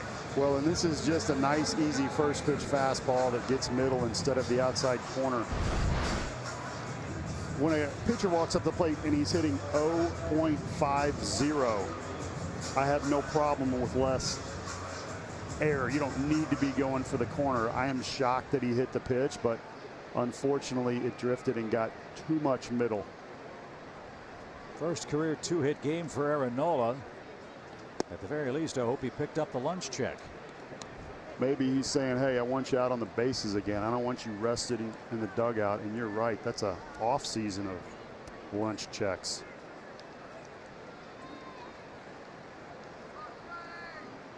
Well, Nola is pitching, and we're about to enter the 6th inning, and the top of the order is coming up. Yes. Maybe Gabe Kapler will think he's too tired and take him out. There's always that possibility. Yes. We need someone, we need a hacker to break into Gabe Kapler's iPad and change the winning percentages on that iPad.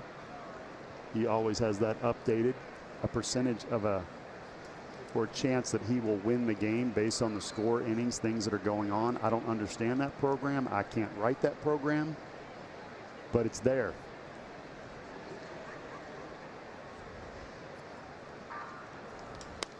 Sharply hit the other way by Kingery on an 0-2 pitch. So a first pitch single to Nola, an 0-2 mistake that Kingery guided into right field. And now you've got big trouble with Segura and Harper coming up. 2 on and nobody out. Ball supposed to be up, up. We talked about elevation being a key for Gausman. He has to hit his spots when he comes up. The difference in that 4 or 5 inches, allowing Kingery to do the inside out swing. We're playing the pull, so unfortunately he's not rewarded. But that's the difference when Gausman has to go up, which he did so well last year when he came over. That's the adjustment they made when he came over. You got to pitch up better. Segura doubled down the 3rd baseline and was stranded back in the 3rd. Phillies have had a ton of chances to score runs in this series. They are 4 for 19 with runners in scoring position. That's hard to believe.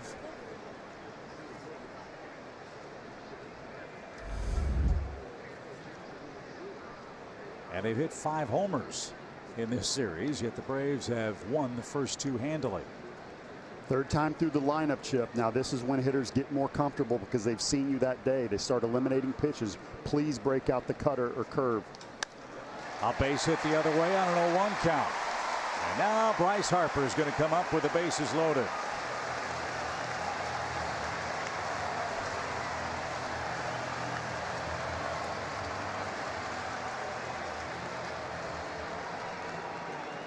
So 3 hits on 6 pitches. Bryce Harper is coming up. This is what he did in the 1st inning. That's it. First pitch fastball. Swinging. Came back over just a little bit. Supposed to be in. And you cannot give the Chipper Jones sign. That's Chipper's move, man. Come on.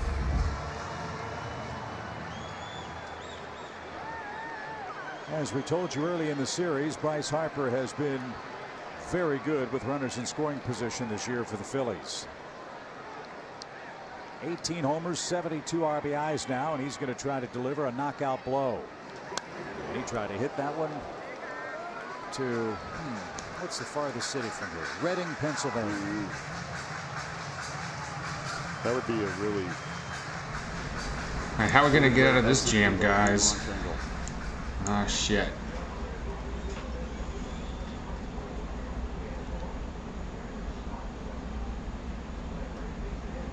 Cherry Hill might be in range for Bryce Harper. Hey. Oh, trying to do it again. Shut up, Chip. Was out in front, 0-2 the count. Said Cherry Hill. He used to live there. Did you? Yeah, Rita's Water Ice. Rita's Water Ice? Is that a real place? Water Ice isn't redundant. I've never thought about it. Bases loaded, 2 strikes for Harper. Come on, come on. Swing and a miss. Nice. 3 pitches. Sit down. Okay, 2 more times. Come on. Kevin, get out of this mess. 1 away from. How about a double play here? He came up with the bases loaded in the 3rd and swung at the first pitch and lined out. Welcome everyone in the dugout. Walking legend, A-Bomb. Mexican for Golovkin is here. The Brickmaster, Zach Outlaw, Cockroach Deloach, Jake Otamendi from State Farm is here. Welcome aboard State Farm. A split finger pitch hit into the ground. Ninja Pro Laser, welcome. Free shout outs in the dugout. And trying to steal a strike there, didn't get it. Ball 1. Bases are loaded for the Phillies. 0 or 1 outs. Donaldson could be in, corners could be in to go home to first. They're trying for the double play up the middle because if you have a slow runner, you have a better chance to get that double play up the middle. It's a big situation right here. Key. This is why Hoskins is so tough. Again, he's not just a 2-0. big-time Harry Back slugger up there. He works 1 out. He's a lot of pitches. He draws walks. And he tries to reel you in. If you make a mistake, you can also hit it to Cherry Hill. Not Haboka. 2 balls, no strikes. Oh. Wow. Ball 3. Huh.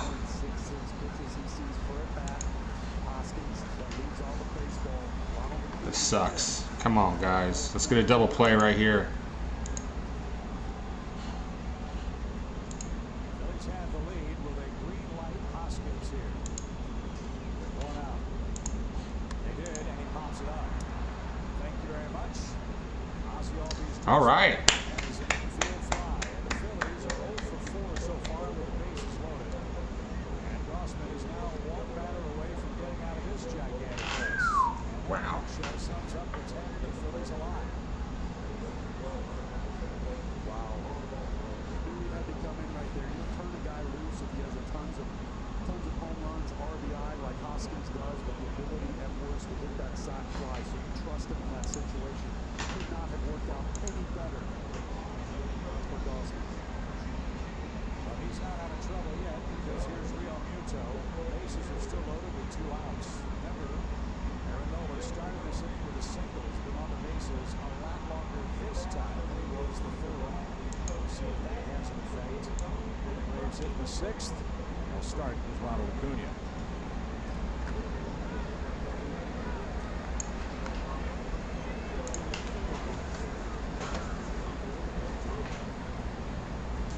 Be very careful on the first pitch.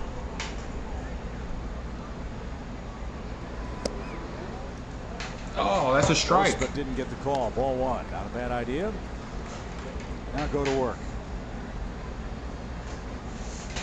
Real Muto, 48 RBIs this year, 13 homers. 2 of those homers have come against the Braves.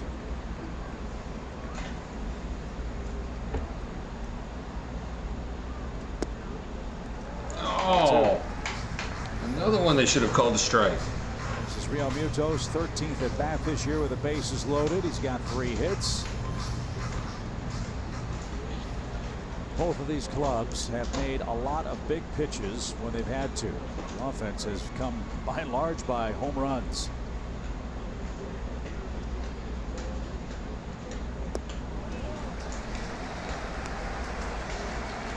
Well, and that's unfortunate right there. 2 breaking balls, 1 to start, 1 after. He's just missing.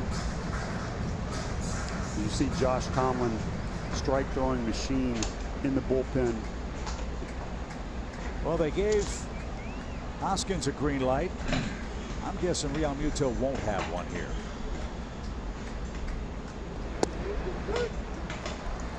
And you are correct. Now everybody's on high alert. 3 balls and a strike.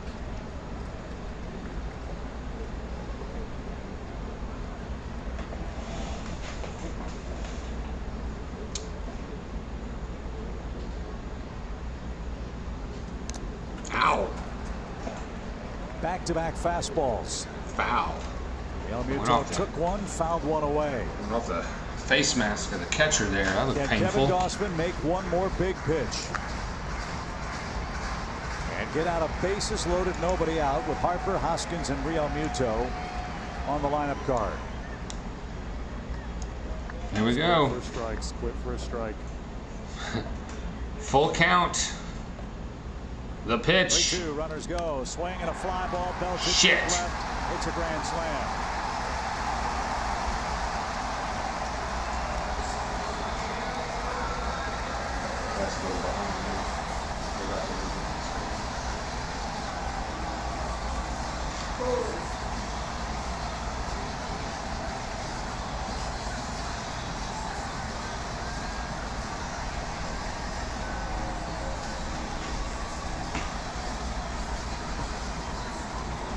Got to ball 3 to Hoskins and Realmuto. What was it? Another fastball. Yeah, fastball, and that was unfortunate. I knew when he called it, I cringed because good hitters, you go back to the well 3 times against them, it's tough. Took a fastball down the middle, fouled off a fastball, starting to get his timing on. That looked a little inside. He turned on an inside fastball. You know, not a lot of room for error with bases loaded and a 3-2 count. That hit to the pitcher starts the rally for the Phillies. Gausman got to 3-2 on Realmuto, and then a 415-foot grand slam gives the Phillies and Aaron Nola a gigantic 6-0 lead. And this one slowly hit. Nobody's going to get that in time. So when it rains, it pours for Kevin Gausman. That'll be an infield hit for Cesar Hernandez. 4th single of the inning. Papa Slam if you. That was a mistake by Gausman right there. He's got to promo code Papa Slam. You get defense is back. 10% off at Pizza Hut. He kind of gave up on it. I don't know if he would have been able to have it. Maybe could have dove, but that's a tough play.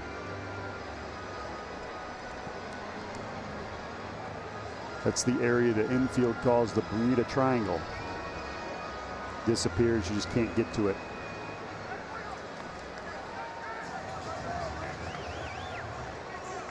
So Rick Kranitz's visit is a brief one. Michael Franco is the 8th man to hit in the inning. And he has struck out twice. Braves are so tantalizingly close from getting out of this inning, down 2. But a Realmuto grand slam breaks the game open.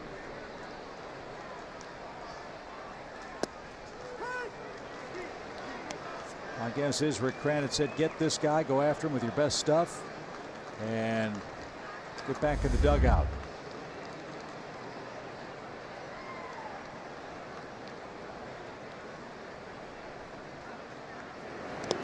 That one short, hops McCann's glove, and moving to second is Hernandez on a wild pitch.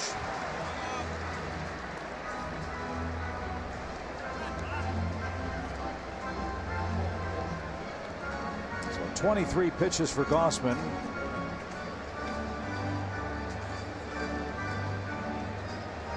The Phillies loaded the bases on 6 pitches. Then Harper struck out on 3. Hoskins popped up on a 3-0 count. Real Muto went 3-2, hit a slam. Hernandez and now Franco. And that's bounced foul. 1 ball, 2 strikes. So for the Phillies, this is exactly what they needed and wanted to have. They've got their ace on the mound, Aaron Nola. They're facing Kevin Gausman, making his 2nd start since coming back from injury. Needing desperately to avoid being swept in this series. Bryce Harper got an early run with a home run. Hazley, the 8th place hitter, hit a home run, and then Real Muto with 4 here in the 5th.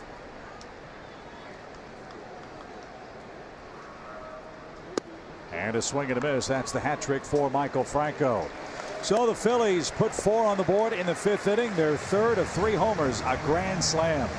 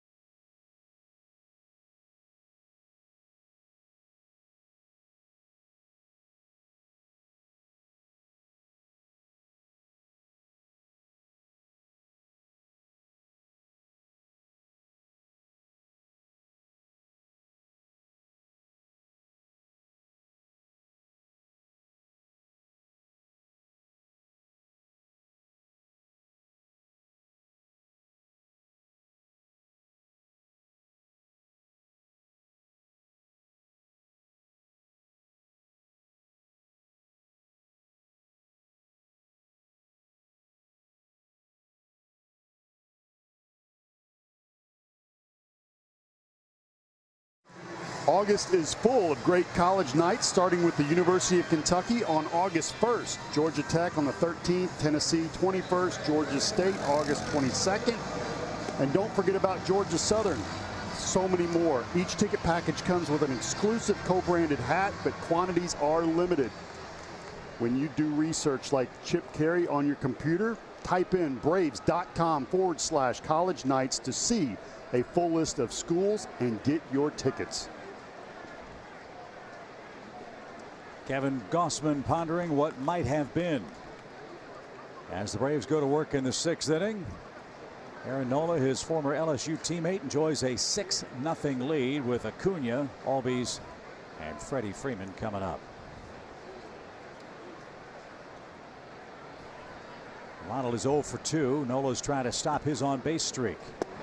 He has had a great curveball, as you figured he would. He's had it from the very first pitch. Nola's allowed 5 or fewer hits in each of his last 6 games. The Braves have 3 hits today. 2 by Albies, 1 by Duvall. That's it. And there's the hook again, 0-2. The difference in that, most right-handers need a slider to pitch up here. Aaron does not, because he throws, as you just saw right there, an east-west curveball. He'll also change speeds on that. So when he throws that side to side, it has slider action, and then he can get on top of it more to finish with downward break. Fly ball lifted toward Harper and right. Hardly had to move. Shields his eyes from the sun, makes the play. And Birdie, that changing speeds you talked about is something that Hall of Famer Roy Halladay was so good at. He had 4 pitches. He could make 8 pitches or 12 pitches out of those 4. And when he was on, like he was in the playoffs once, couldn't hit him. The Reds certainly did. Yeah, that's what I don't see much anymore in today's game with all the new stats and velo and everybody excited about velocity and the increase of it. It seems that pitchers do try to hit their spots, but they try to throw maximum effort all the time. And pitching is adding and subtracting, changing up on timing. And sometimes I think we see pitchers pitch away from contact. They pitch for strikeouts or they pitch for chase instead of making a pitch that's going to be called a strike or get a swing and soft contact, which makes little sense if you have a real good infield defense like the Braves do. Ronald Acuna is most of the time takes a very aggressive swing. That was a defensive swing right there. He's seen Nola a couple times, so he should be getting more aggressive and feeling more comfortable, and he's actually getting less. Fly ball softly hit towards center. Kingery is there. He'll make the play, and Ozzy's perfect day is over. A fly out to center off the bat of Ozzy Albies, and Freddie Freeman's coming up. Well, this is why you call guys like Nola aces. This is a must-win game for the Phillies if they want to keep their divisional hopes alive. It's also a hugely important game for them in the wild card chase. The Nationals are losing 1-0 to the Dodgers. The Cubs and Milwaukee are playing. Milwaukee is losing. This could be a productive day for the Phillies to creep back into wild card contention with the season to end after today's play. It won't. But I think it's clear from what we've seen in the first 2 games of this series, Bertie, that they know they've got a #1 in Nola.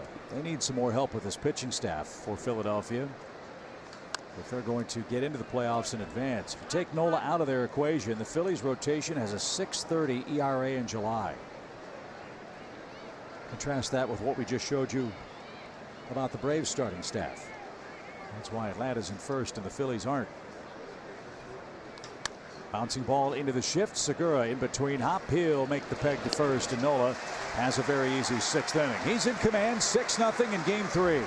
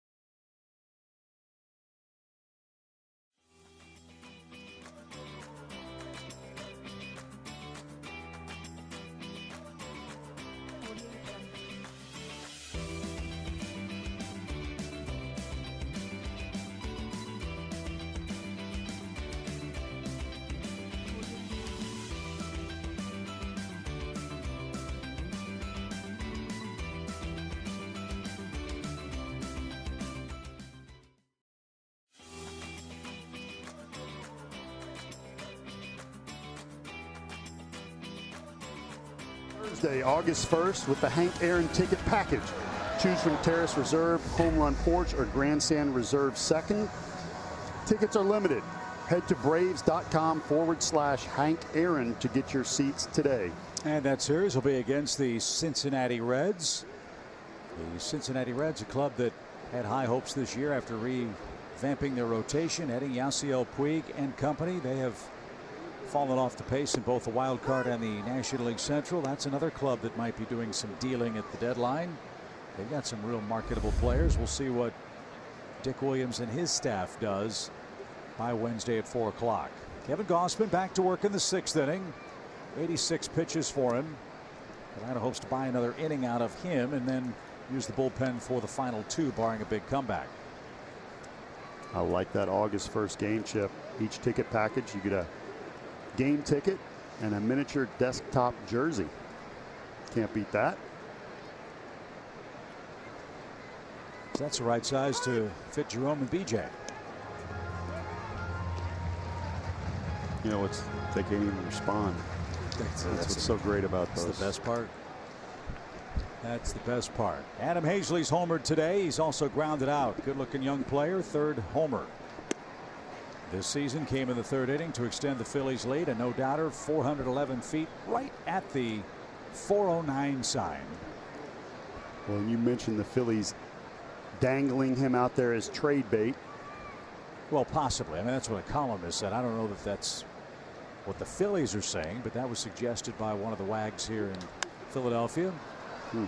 Popped up left side. Camargo looking up into the high sky, makes the one-handed catch, one out. There was a deal made today, apparently. Published reports are saying that Eric Sogard, very versatile player for the Toronto Blue Jays, went to the Tampa Bay Rays. So slowly but surely some of the trade dominoes are starting to fall. The Phillies also made a deal a couple of days ago. They got Jose Pirela from San Diego in a cash deal, and they've stockpiled him at AAA. And Aaron Nola's the batter. He's 2 for 2. Aaron Nola coming in for his career, Paul, had 11 hits and 202 at bats. Little league game going on right now. 2 for 2, throwing a shutout. Nola's also scored a run. So the Braves pitching staff has allowed 28 hits to opposing pitchers.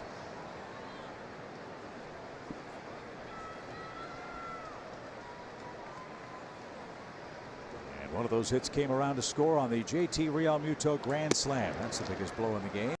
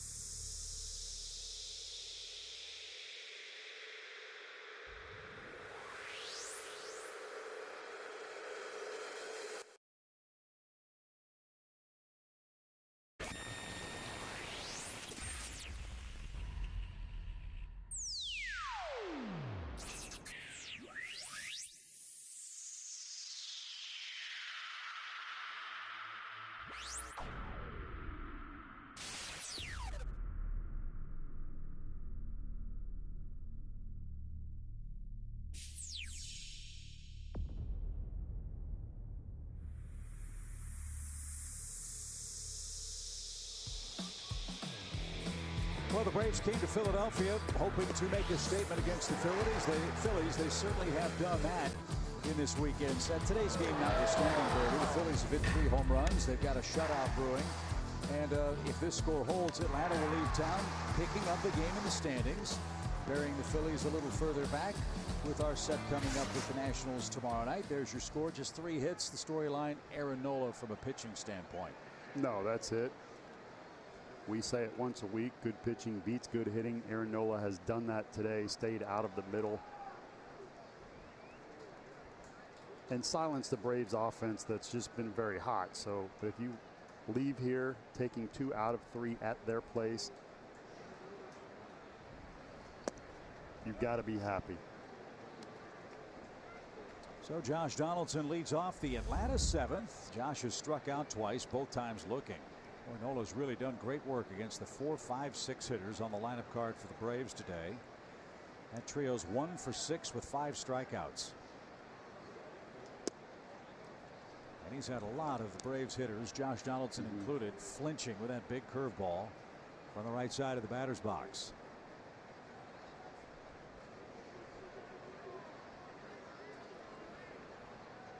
So tunneling the lane is throwing from the exact same arm slot, release point, and you'll throw different pitches out of that same lane where you tunnel that lane and you release the ball, same arm slot, same spot. And that's one way that you delay the hitter picking up the ball because everything looks the same. Another way you delay the hitter picking up the ball is when you throw from different arm slots, different speed, different pitches, and then it's hard in another way. And what's hard about it is you saw the ball up top get released, so you're locked in there, and then the next time it comes out a foot lower and has a different break to it, totally different pitch. And to get your timing on that, you can be late. So there's different ways to pitch, different way to do it. And Aaron Nola is the master of changing arm angles and speeds on that breaking ball.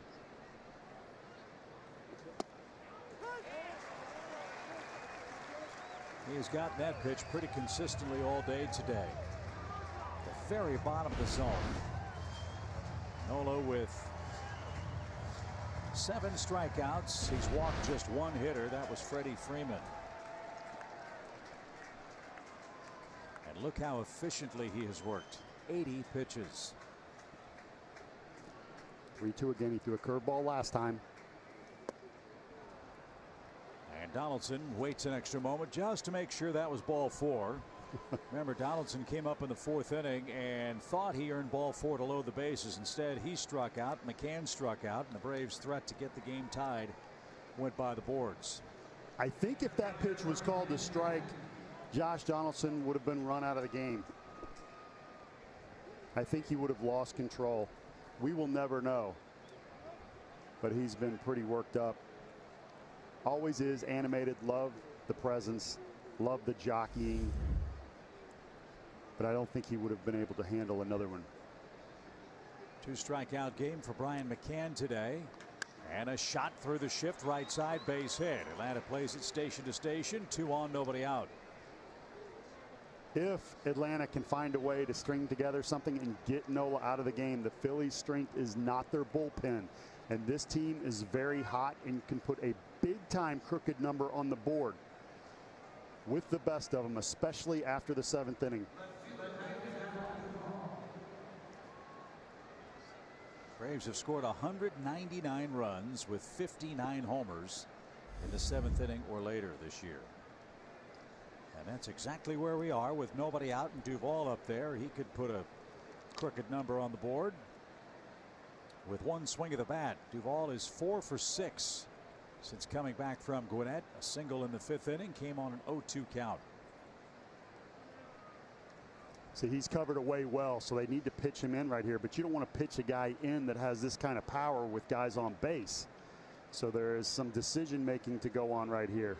And it's why you see the pause, you see the step off, you see them struggle to get on the same page.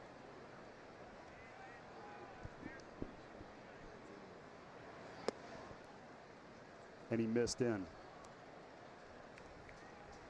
Well, these are the games the Phillies have to win. When their ace is going, they're 6 games over 500 when he starts. The Phillies club is 2 games under 500 in starts by anyone not named Aaron Nola. Gabe Kapler knows he's got to get 9 more outs. And in this park with this 2-run homers in the 6th inning and made things a little uncomfortable in the blink of an eye. That can happen here for the Braves, we hope.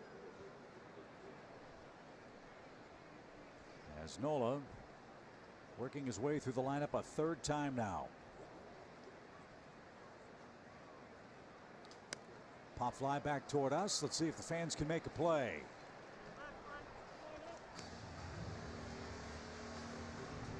They're scrambling for the souvenir. Who's got it?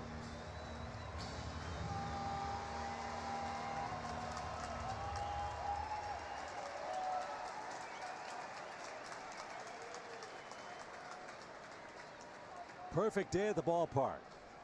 Bowl of ice cream and a souvenir. Now he can taunt his buddy. I've got one. Do you? 1 ball, 2 strikes. Driven down the right field line. That's pretty deep. Harper on the run, still going. That ball is foul. Brian Gorman, a late signal. We have to wait for the umpire when the ball gets down near that 330 sign. It is out of our view. How close? It just kept slicing, so not particularly close for Duvall, but he keeps the at-bat alive.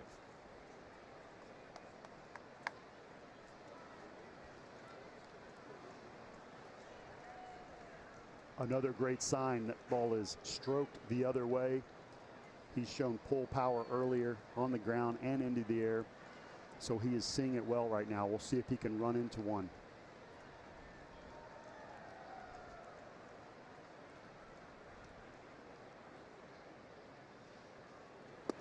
Wow. Beautiful curveball, 8 strikeouts.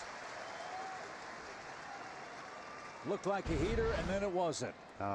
Here it is. East-west curveball. Downward tilt. Sidearm curveball with downward tilt. And that'll break up Ender Inciarte, who's 0 for 2. Braves have 4 hits. McCann, Duvall, and Ozzie Albies 2.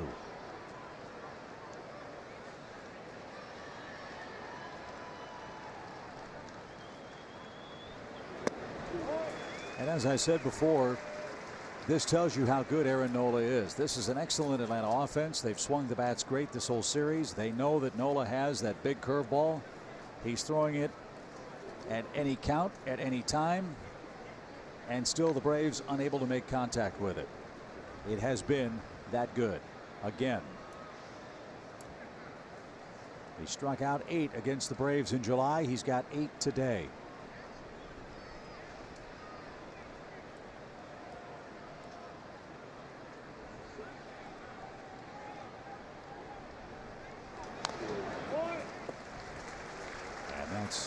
Fouled away. Stick around for the stretch. It's presented by G&G. If you're moving this summer, let G&G do your heavy lifting with a fixed rate for your new home.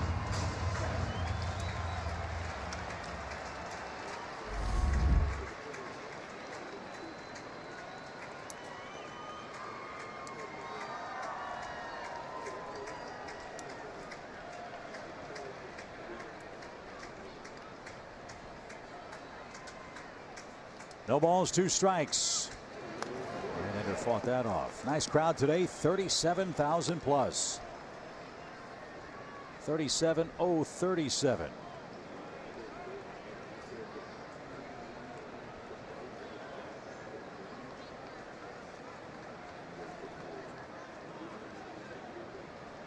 Braves and Phillies drew 107,000 fans for these 3 games this weekend.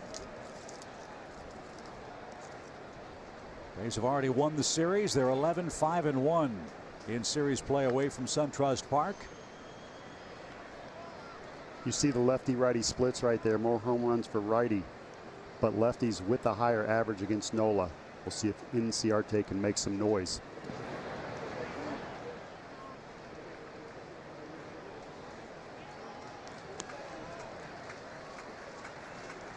nobody has moved in the Phillies bullpen. As Paul said, Nola is not afraid to pitch over the century mark.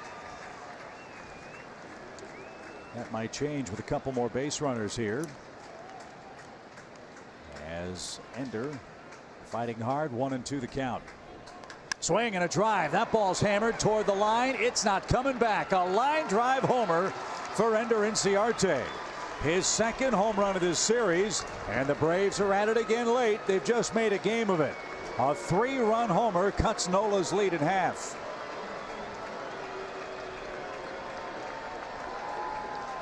If the Braves get this guy going, look out.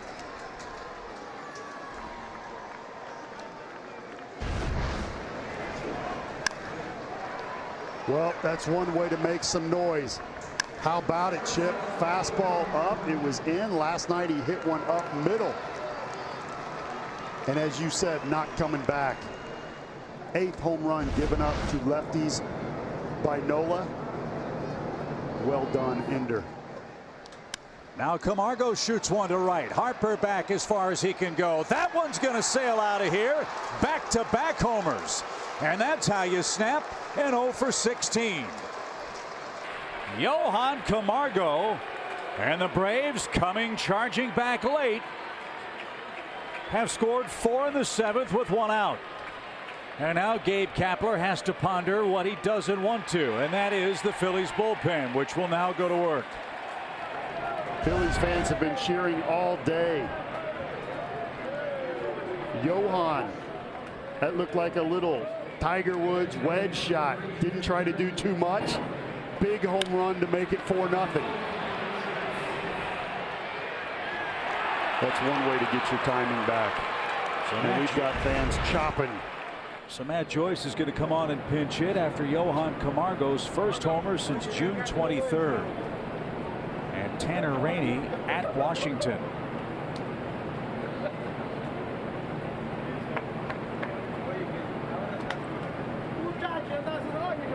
So the fans threw that ball back. Dallas Keuchel handed it to Johan Camargo. And Chris Young, the first-year pitching coach for the Phillies, with a quick visit. And a scouting report on Matt Joyce. So Atlanta, 203 runs now in the 7th inning or later, 61 homers. And we've got a ball game all of a sudden, 6-4. Joyce, then Acuna coming up. I did not like that pitch selection to Ender Inciarte because he's seeing it so well up, and sometimes as a hitter, when you cover one part of the plate or something, you get locked in on that. Big home run, but the pitch to Camargo wasn't bad at all. He just golfed it out. Braves have a great lefty-righty 1-2 punch off the bench with Joyce and Culberson. Charlie Culberson with 14 pinch hits, Matt Joyce with 13. Matt with 5 extra base hits in a pinch. And this one's launched towards center field, but he just missed it. Kingery's going to have a play, and Matt's the second out.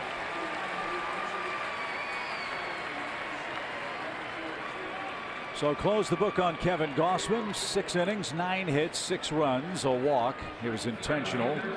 He struck out 8 and gave up 3 homers. So back to the top of the order, Ronald Acuna Jr. And as we told you, this is where the Braves have shined all year. They don't always win, but they always give you a finish. Braves have 7 outs left to score at least 2 runs. And Acuna, with that on-base streak in jeopardy, digs in. Fly ball, right center. Kingery coming in. He's not going to get there. Acuna has a base hit. It kept slicing away from Kingery. Harper couldn't get there, and the tying run comes to the plate. 4th hit of the inning, and Acuna's on base in 32 consecutive games. Nice and easy. Didn't try to do too much. Slider away. It's all about location. And now he's at first base. Ozzy's up. Real Muto is going to have a blocked view of Acuna, who is going to force the issue. Could try to get to second base, getting scoring position. We'll see how Nola plays it. Ozzie was the hottest hitter against Nola early in the game. A single and a double. In fact, for a while, Ozzie had the only 2 Atlanta hits.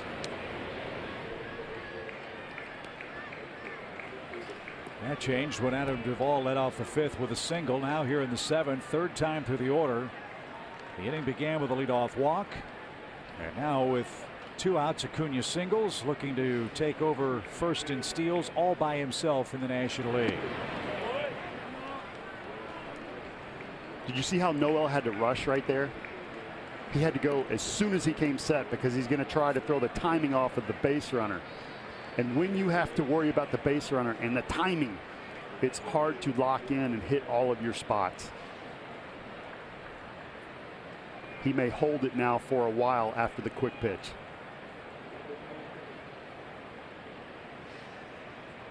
Runner goes, good jump. Breaking ball from the knees. Real Muto throws and safe. Ball dropped by Segura. Acuna went in head first, and a big swipe tag and almost like a forearm shiver got Acuna as he made his way safely to the second base bag. So Segura got hurt. Acuna tagged high on the neck with a hard swipe tag by Segura, and both players are down at the second base bag. This is unfortunate. Maybe a knee to the shoulder right here. Oh, he slid right into it. That's not good.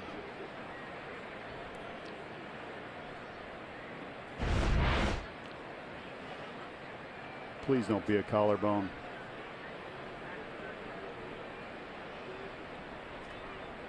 Phillies training staff is checking out Segura too. He's twisting back and forth. This is the danger of sliding in head first. You can get hit in the face with the ball, the glove, the forearm, or you can slide right to the kneecap of the infield defender, and Segura is limping noticeably as he stands up. The top of Acuna's helmet hit him right on the knee, and he's going to have to be helped off the field.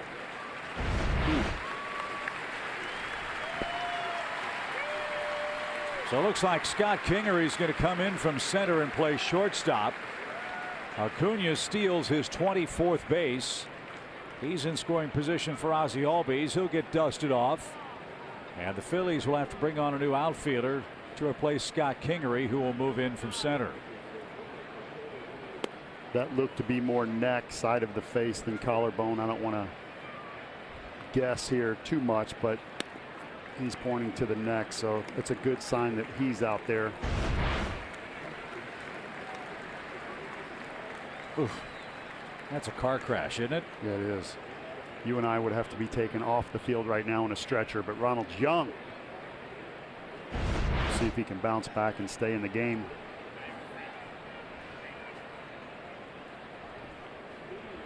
So Acuna steals the base. He's there with 2 outs. Nola just walking around on top of the mound. Brian Snitker and George Poulos make their way back to the Atlanta dugout. And Ozzie Albies will face a 2-0 count, but the Phillies need a center fielder, and here he comes. Looks like it's Roman Quinn.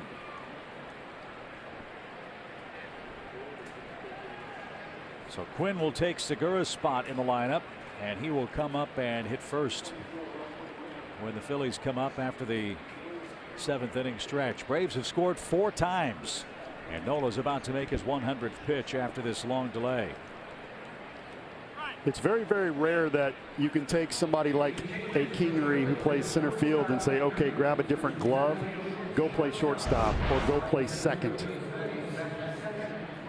Big advantages to being a utility man who can play different positions, and that's just a tough slide. It looked like the ball hit Segura in the right leg, and then Acuna in the helmet hit him in the left knee. So that's the issue for Segura. And now ball 3 for Ozzie Albies with Freddie Freeman waiting on deck. New center fielder Quinn, new shortstop in Kingery. Ozzie's been good with runners in scoring position. I'd be shocked if he had a green light, but we'll see. Especially with Freeman on deck.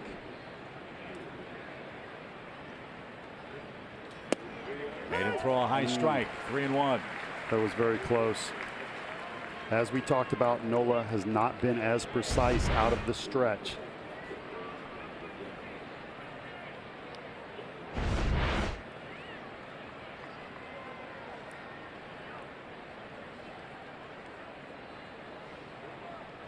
Three balls, one strike. And ball four. Freddie Freeman is coming up. And Gabe Kapler is coming out. And so is Aaron Nola. So the Braves finally chase him with another big inning. 5 times in the series, the Braves have scored 4 runs or more in an inning. And it looks like it's going to be Adam Morgan, the Atlanta native, to face Freddie Freeman with the game on the line in the 7th inning. Big cheer for Aaron Nola, who is dazzling through 6, but gave up 4 so far here in the 7th.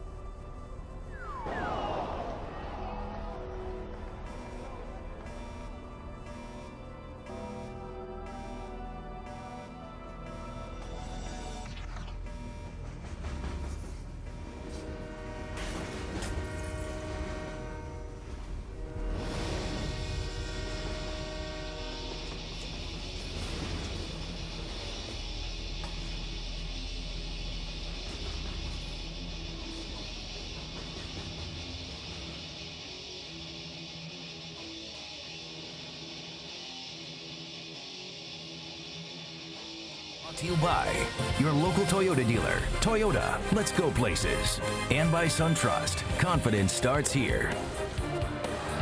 Well, those folks are lucky. I tried to go see the Liberty Bell the other day, but the bell was broken.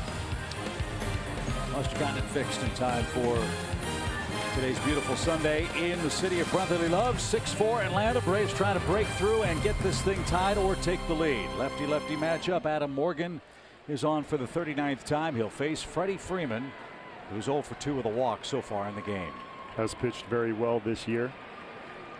You see the numbers. Low opponents average against. Fastball, curve, slider, change.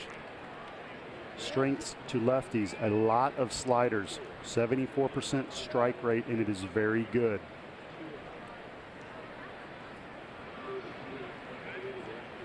Freddie Freeman historically has feasted against Adam Morgan. 6 career hits in 19 at-bats, including a homer.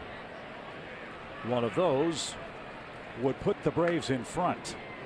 They have 2 on, 2 out, 4 in the 7th.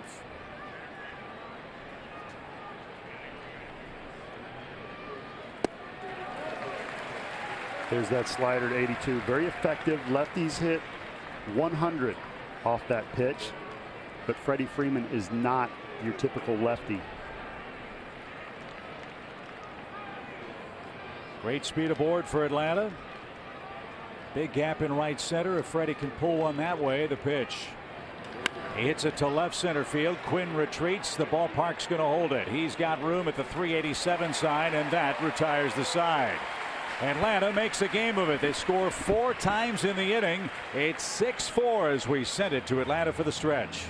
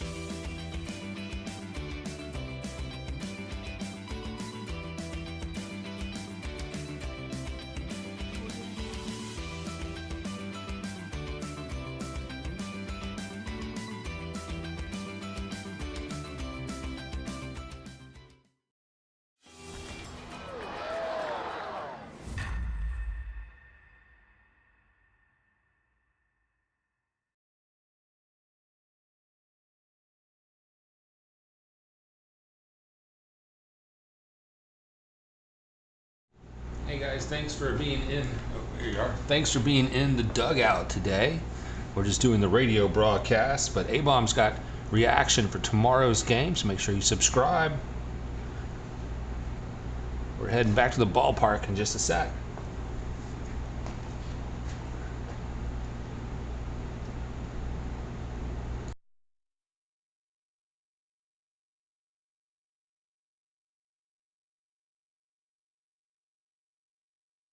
Inning, Ronald Acuna Jr. has been standing in the Braves dugout for a good long while. Remember, he got And shout out to Ryan in the dugout. to the neck when he tried to steal second base. Oh, sorry, real quick, a shout out. We got Ryan in the dugout, Phillies fan.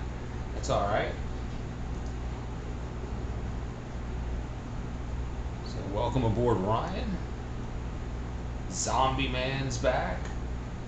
And the regular cast is here. Second base might have just knocked Ronald out of this game with the Braves down 2 runs. I think that's the right move. Do not take any chances right now. He just hit, and we will miss Ronald Acuna not being out on the field or at the plate, but got to protect him right now. So we'll see what the choice for Brian Snitker will be as Sean Newcomb is in the game. Matt Joyce was in the game as a pinch hitter, you might recall. He's an option to go out there. Brian Snitker's been standing talking a long while with the home plate umpire Ryan Blakeney. And he's going to talk things over with Brian Gorman as well.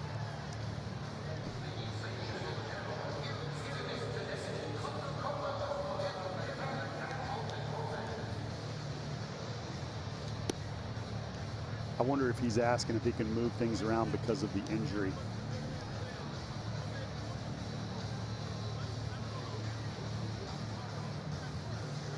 So I saw Brian Gorman say he can't do it.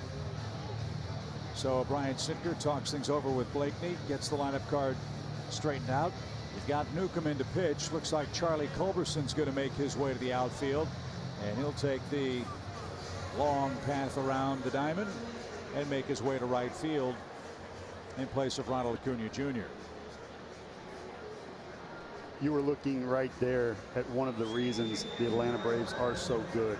You bring somebody out into the outfield, wasn't first off the bench to pinch hit because of the lefty-righty matchup, and now you bring someone who could be a starter on many teams out to play right, can also play the infield, including shortstop. And we're going to throw Sean Newcomb at you, who's been very good this year out of the pen. A new man, 1.42 ERA. The biggest difference is he comes in and attacks.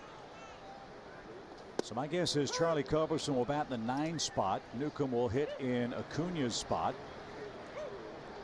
As Atlanta's down 2 runs now, bottom 7, and Newcomb will face Roman Quinn, who took the place of Gene Segura, who was also hurt on that collision at second base.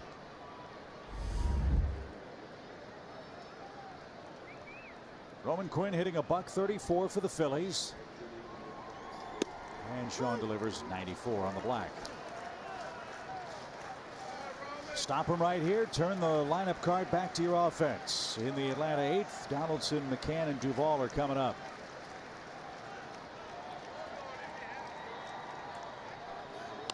Little chopper. Sean should have no trouble with that. Quick release and a strike to first.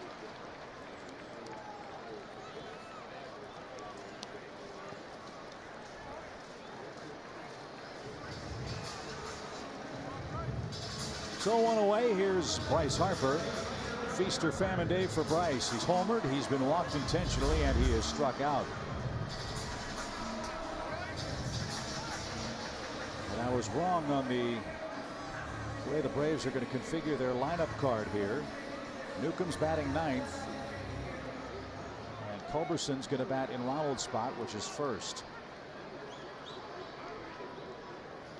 And that might pay dividends. Braves get a batter on. You get Charlie Culberson up in the 9th inning. And you can use a pinch hitter for Sean Newcomb should the lineup card get down there in the 8th. And Harper's pushed off the plate. 2 balls, no strikes.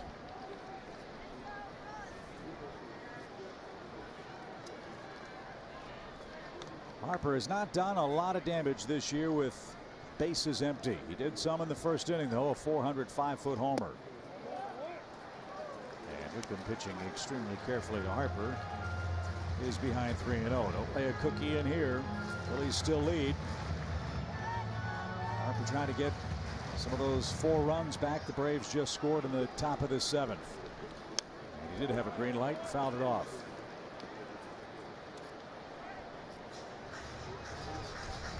Nuke with a little 96-mile-an-hour heat up and in. Harper's late on that ball, so he's going to try to get his timing. Could see a hook, not necessarily now, but 3-2. He went. You can understand the care with which Newcomb is working to Bryce Harper. He's 3 for 9 against him with 2 homers and 6 walks. He's back in the count, 3-2. With 1 out in the home 7th. And Harper takes ball 4. Threw him a curveball. Well, that was the hook, and it was set up right. D-Mac was positioned right, just didn't execute it. Missed arm side.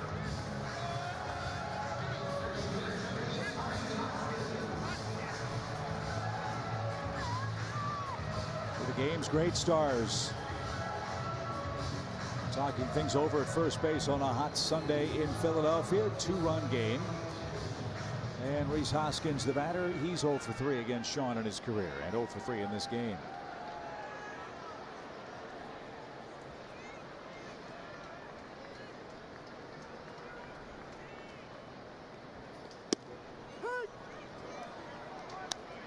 That was the hook I wanted right there. The freezer at the lefty's front shoulder. Sometimes you're a little more comfortable throwing that to a righty because you're not throwing it at a person's body.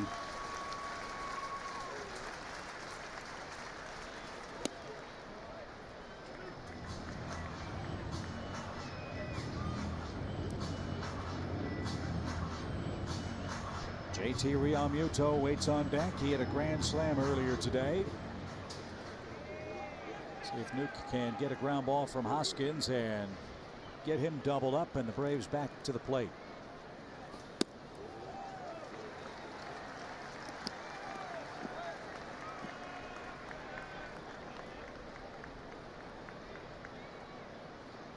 Nick Pivetta, another former starter for the Phillies who's been exiled to the bullpen. Vince Velasquez, another.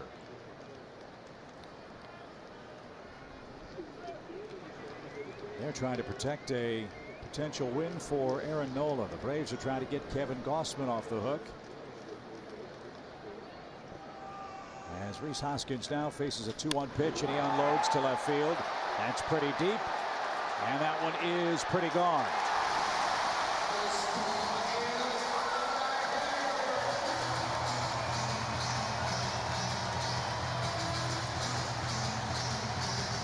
Walks and homers are a bad combination in this ballpark, and the Phillies get 2 of those 4 runs back with 1 swing of the bat from Rhys Hoskins, his 22nd home run of the year.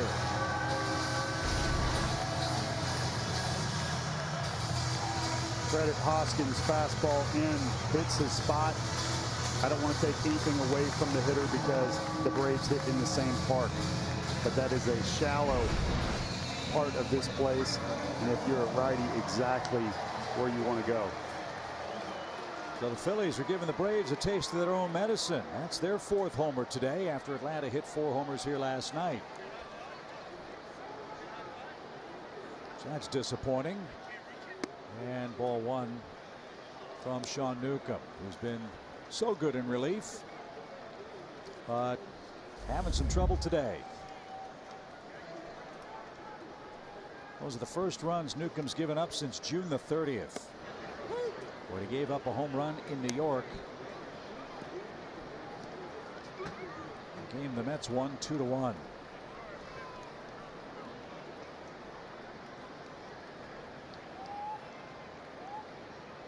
Newcomb had given up just 5 earned runs since going to the bullpen. He's given up 2 here in the 7th. So turn the page, get this guy. That's it. Get Realmuto and hope the Braves can come back in the 8th. 8 runs on 10 hits for the Phillies, 4 of them homers.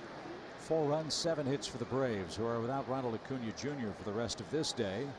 He'll get treatment, hopefully be good to go tomorrow night in Washington. Keuchel and Corbin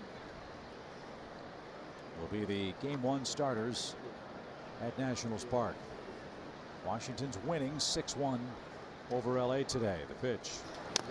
Little tapper. That is just foul. And we'll do it again. They always say that when you are on the bench or not a starter, get your work in, have a great attitude, be ready to go, because you never know when your name is going to be called. This is the most important series of the year for me right now. Look at our outfield. Inciarte off the IL. Culberson off the bench. Duvall in AAA. Huge series, huge game. And this is why you got to be ready.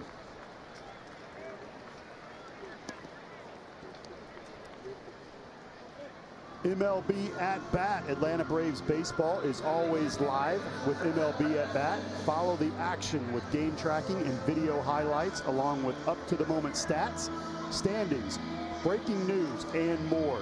Download MLB at Bat today. It's your #1 app for Braves baseball. Ronald Acuna left the game officially with neck stiffness after that stolen base in the Atlanta 7th. And Cesar Hernandez, the batter, with 2 outs after the Hoskins 2-run homer. That's downstairs.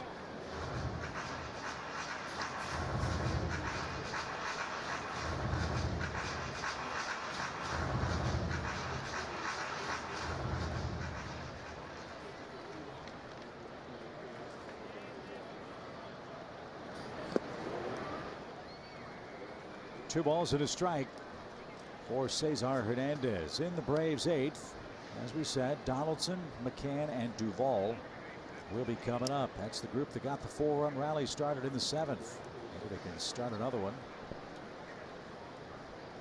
against Nick Pivetta, but the inning's going to continue. That's lashed into the left field corner. Cesar Hernandez will have an extra base hit.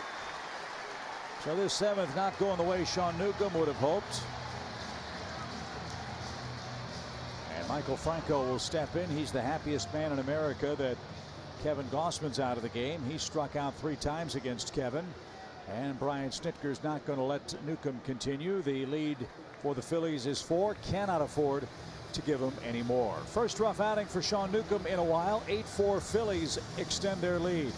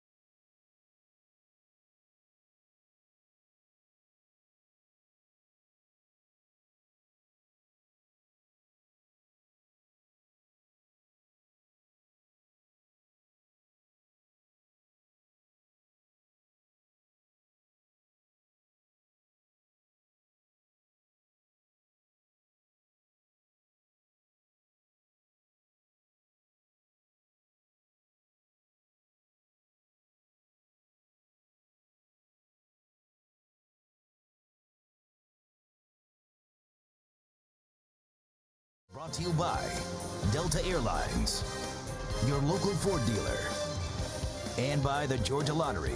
Today could be the day. Great Phillies legends outside Citizens Bank Park. They lead today 8-4 in Game 3 of this series. Josh Tomlin will come on and try to end this Phillies uprising in the inning. Josh Tomlin will take the ball anytime, anywhere, in any situation, and told us before we started the road trip, Bertie, his arm feels better now than it has ever before. Used to being a starter with the Indians, a lighter workload, but how about the 4 walks in over 50 innings? A machine out there.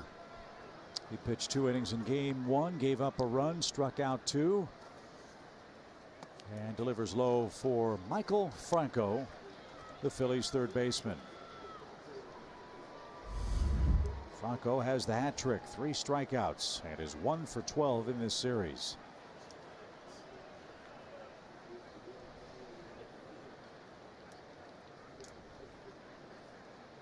Mentioned earlier that the Phillies still trying to figure out exactly what they have in Michael Franco. Can he be a 25 homer, 80 RBI guy? Well, the answer to that is yes. He's done it before. That happened in 2016, 2017, 24 homers. But his batting average dropped to 230. Last year he hit 270, drove in 68 runs in 131 games. There's a strike, 2-1 the count. The Phillies were counting on that this year. Yeah. From Franco, and he's just been very streaky. Was hot lately, but coming into this series, the Braves pitching has cooled him off. And a guy that used to hit at the top of this Philly order, now hitting in the middle and bottom. Still hits for power, but mired in a 232 average for Philadelphia. It's about where he's hit against the Braves this year. And after a red hot start against Atlanta in that opening series, he has not done much damage.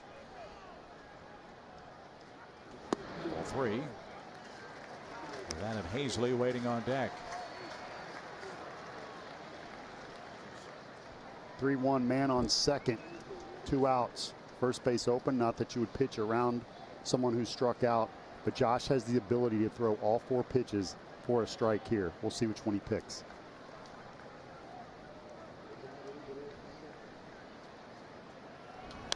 Popped up back toward us. Again, the fans right in front of us have a chance.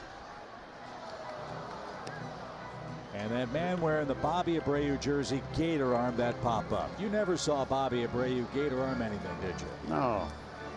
But I guess Bobby Abreu didn't have a 30-foot drop beneath him either. May need a bigger glove if you're going to sit on the front row.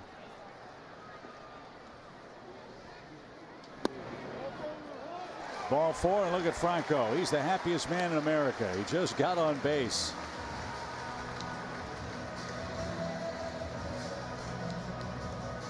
I like that pitch. 3-2 slider right on the corner, probably 50, maybe 60-40 on strike call rate. Tomlin didn't get it, but he didn't give in. Didn't throw a 3-2 fastball.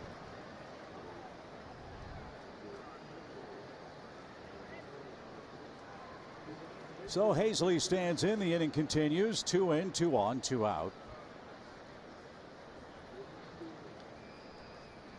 Mentioned earlier the pedigree of this young man from Virginia, #1 pick. Well, you move a guy like this, or even think about it, even if it's speculated, you better hit on the return. And I'm not convinced that's the case for the Phillies. Went 18-5 in college as a pitcher, hit .309 with a .404 on base percentage at the University of Virginia. Started game 2 of the College World Series. He'd pitched only 4 games in that 2015 year. Think about that. Having to pitch well enough to force game 3, he did. And Virginia came back against Vanderbilt and won the College World Series the next day. So he's been clutch on the mound, at the plate, and he's had a nice series against the Braves. He's 4 for 9 so far, and he's ahead of the count here. And didn't get it. 2 balls and a strike.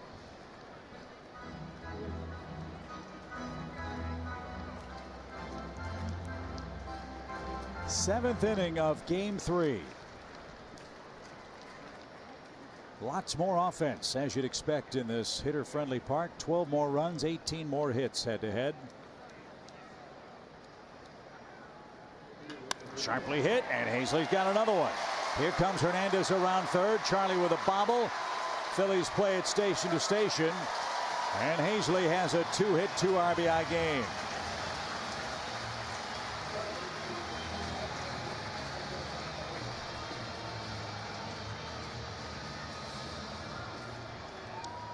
And 3 runs charged to Sean Newcomb. Phillies extend their lead. It's 9-4.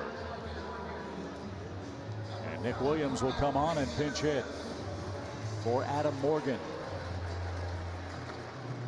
Well, this is unfortunate after scoring 4, coming back off Nola in the 7th. Braves giving 3 back right here, but Newcomb has been solid all year. You can't always be perfect in this league. And Braves bullpen struggling a little bit right now. Stop it here.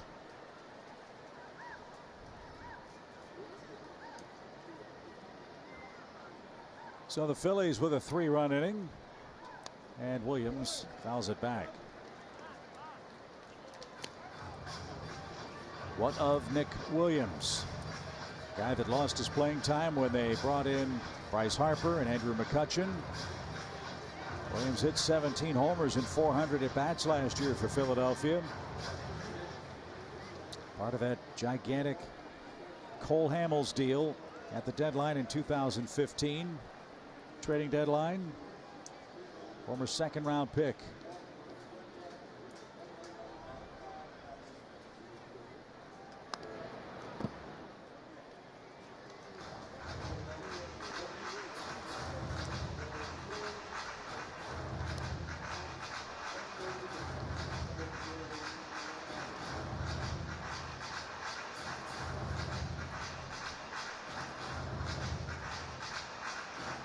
Let's see if Josh will break out the old Laredo breaking ball here.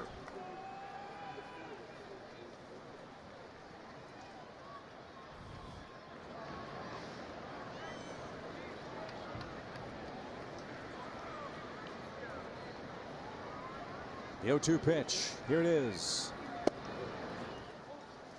And that's high, 1-2 your count. Nats 7-1 over the Dodgers in the 7th. Marlins 5-1 over Arizona in the 8th. Wonder what Arizona's going to do. They've got some players that they could move. Wonder if anybody would nibble on Zach Greinke and his contract. Astros lead the Cardinals 2-0 in the 5th inning. Cubs 7-3 over the Brewers. Mets lead the Pirates 8-3. You mentioned Pittsburgh. They had playoff hopes. That's been dashed with a sluggish second half. Out of the break for Clint Hurdle's bunch. It's Williams hanging tough here. It's going to be very interesting. I think an incredible story. We talked about it really briefly last night with San Francisco, and now Bumgarner being off the block because they've gotten so hot lately and are in that wild card race.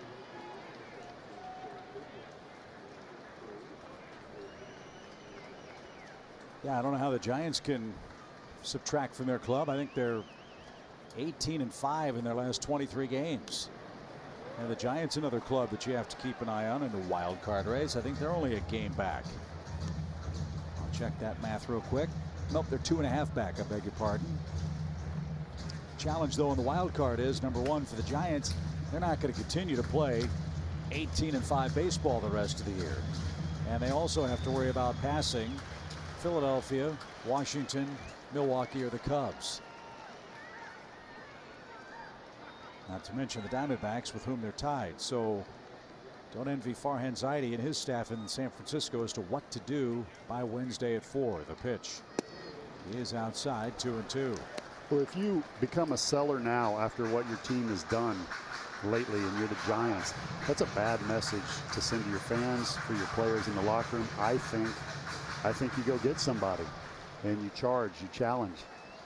To become sellers now and trade someone like a Bumgarner would just deflate the whole situation. So I think that's why his name's off the block. And it'll be interesting to see what they do. But that's again the inherent challenge. Are they really in it? And are you going to risk losing Bumgarner as a free agent at the end of the season, and Will Smith and those other guys, and not make the playoffs? That's tough, and in the process potentially slow your rebuild. I'm not disagreeing with you. It's just, I got you. It's just a real tough problem. Good that they're playing well, but real tough in trying to evaluate what are we as a team. And I don't know that anybody knows that right now. With regards to the Giants, they're trying to make a final run for Bruce Bochy, who's in his last season at the helm in San Francisco. And the Giants playing in San Diego a little later on. That's where Bochy got started as a big league manager, you might remember. Bruce Bochy, great manager, great man, great person, human being. A lot of respect in that locker room when he's at the helm.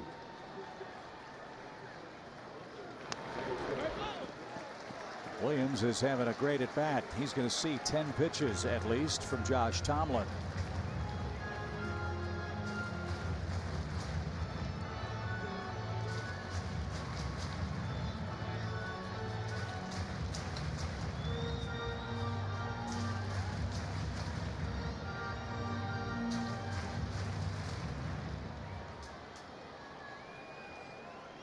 Phillies led 6-0. Braves got 4 in the 7th to make it 6-4. Philadelphia's gotten 3 back.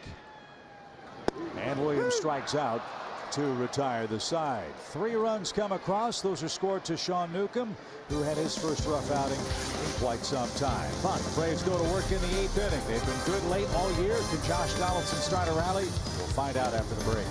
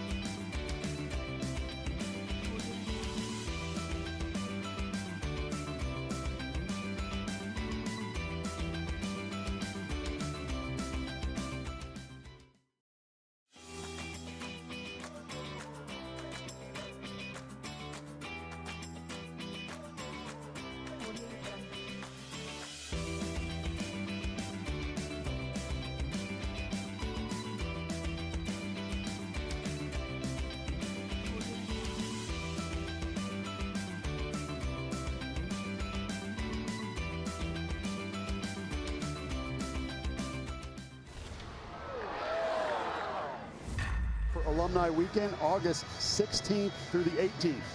Braves versus Dodgers. Braves Legends Parade on Friday night.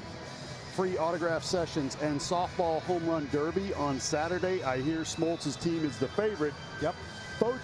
Photos on the field with alumni before the game on Sunday. More info, head to braves.com/alumni weekend. John Smoltz is so fired up, he has named his own team.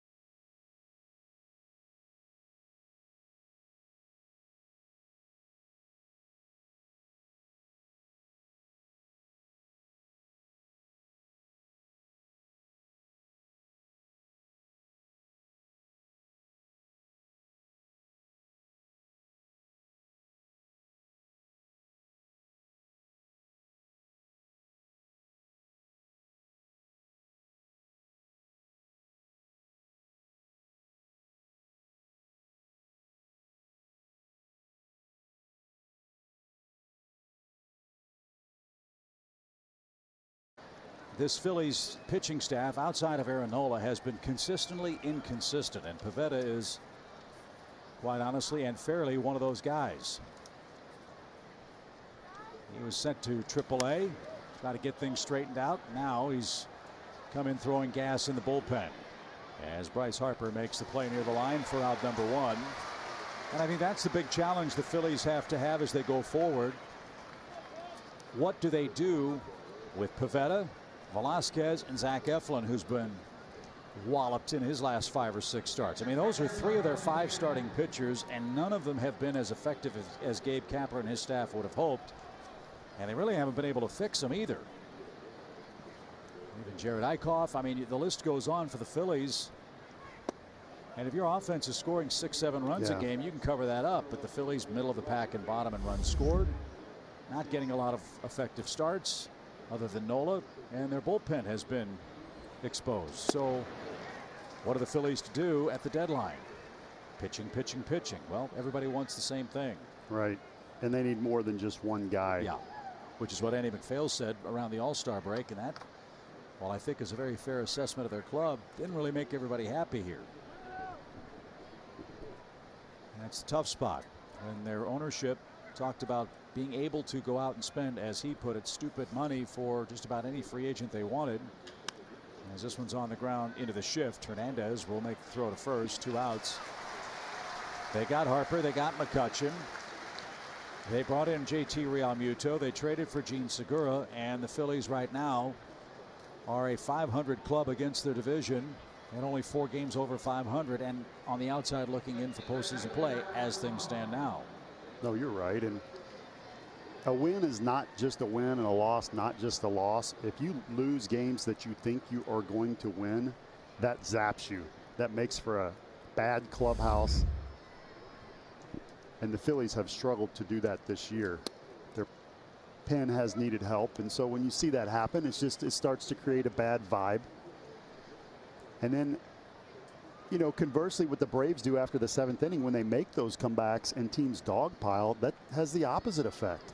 Creates great mojo.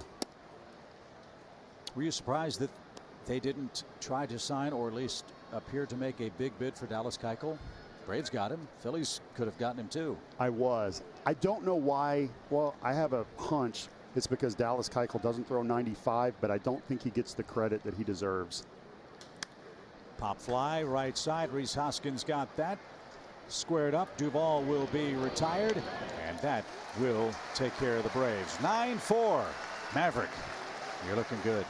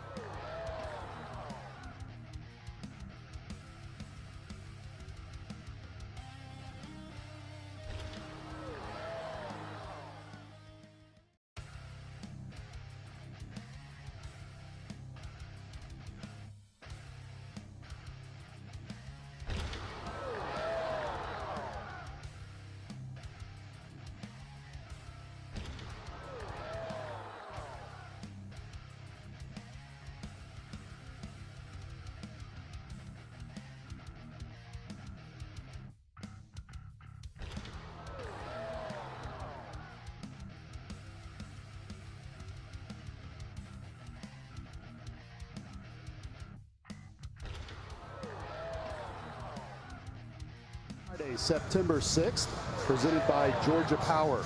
This ticket package includes a game ticket and a Dia de los Bravos bobblehead. The team will be wearing special Los Bravos uniforms.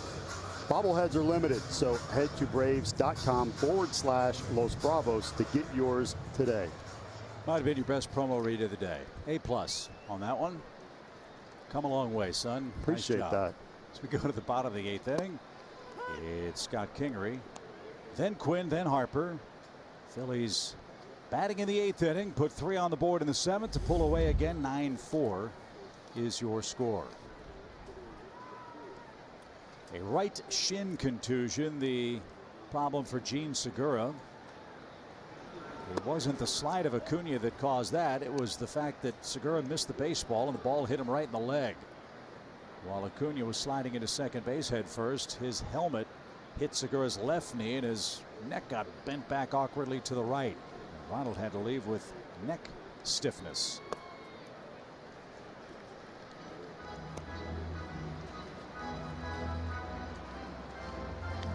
This is where Josh Tomlin brings tremendous value to the Braves. Former starter who can give the bullpen on a day like today a little more rest. We used the term last night. It's one that's been around the game for 150 years. Mop-up innings, but they're anything but mop-up. These are critically important innings for a staff over the course of a year. No, you're right on. And he's a great pitcher. His ERA is a 3.76. So he gets guys out, but he can pitch more than 1 inning. And when you do that, you give your arms in the bullpen rest, and that really helps, not just now, but in September especially.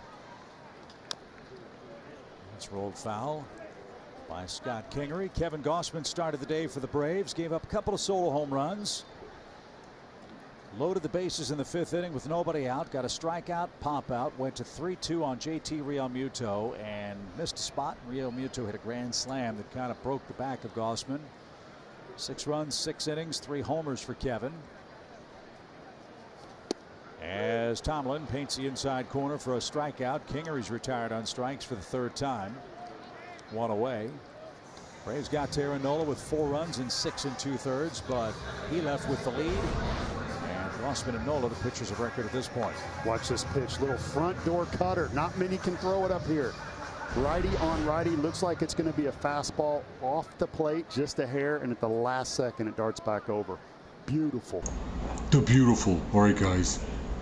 For a strike, Quinn didn't think so. Perfect pitcher's pitch. Yeah, tough game so far for the Braves.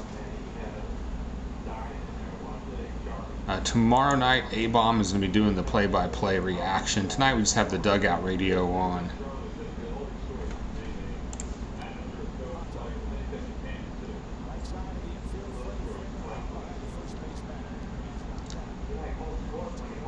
Two out. I don't have a status on Acuna.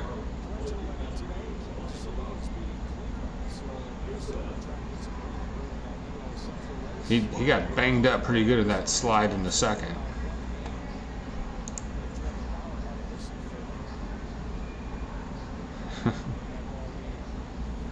Mr. Roper down in the dugout says I look pretty old. All right, no problem, Mr. Roper. I think he wants me to ask how old he is. I think.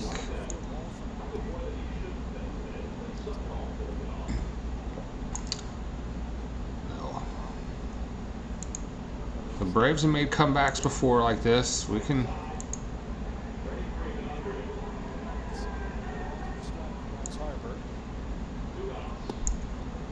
Wonder what the spin rate or exit velocity was on that throw from the mound.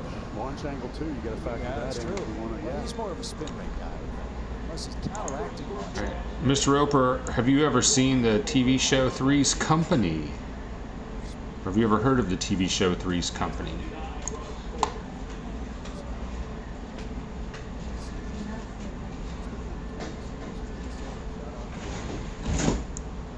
Loaded their son up in a minivan and come all the way out here to see this and the next series in Washington. Braves fans everywhere.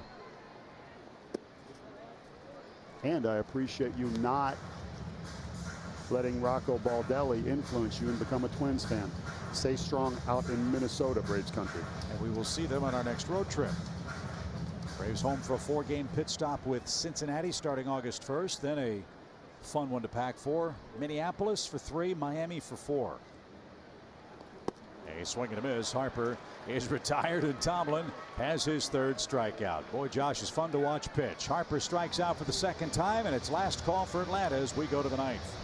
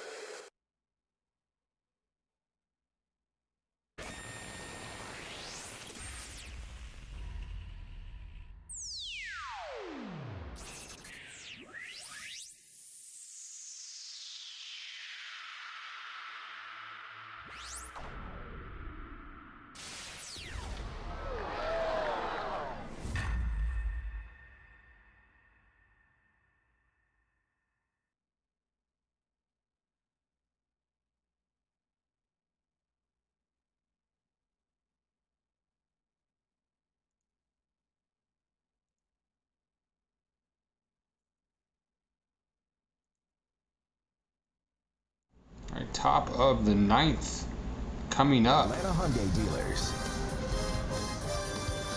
Well, the Liberty Bell, an iconic symbol that the Phillies incorporate into their team logo, and you see it at their ballparks throughout the years. Now, what you're looking at right now, the newest addition outside of Citizens Bank Park for 2019, that replica of Liberty Bell spent 21 seasons high above center field in the Phillies' old ballpark, Veterans Stadium. It was removed in 2003 before the stadium's implosion, and now the fans get to enjoy it here. But 21 seasons up high in center field, guys, and it's made its way to Citizens Bank Park. Kelsey, how do you like this one? How do you like Citizens Bank Park? You know what? I don't know how it just took me until today, but I was sitting up in the press box, and for the first time, I really took in the views. I had no idea you could see the city's skyline. I mean, it is a beautiful skyline. It's not like PNC Park where the skyline's right there. Right. But the skyline's beautiful back there. Bouncing ball up the middle for Ender Inciarte as the Braves start the ninth inning with a hit. Good to see Ender's bat coming to life. Another hit for the Braves center fielder, a 3-run homer, and now a single. Yeah, I'm with you on that, Kelsey. They've done everything right here at PNC Park. I mean, not at PNC Park, at Citizens Bank Park. Beautiful views of downtown Philadelphia. This ballpark is located right next to the Wells Fargo Center, where they play hockey and basketball. Lincoln Financial Field, the home of the former world champion, Super Bowl champion Eagles. Everything's convenient. They've got the mass transit system right here on Broad Street. And the folks here at the ballpark treat us like absolute royalty. It's really, really fantastic. Couldn't agree more. Phillies fans in general, yes, they'll let you know if you don't hustle, if you're struggling. They appreciate good baseball, but if you're going well, there's no better place to be.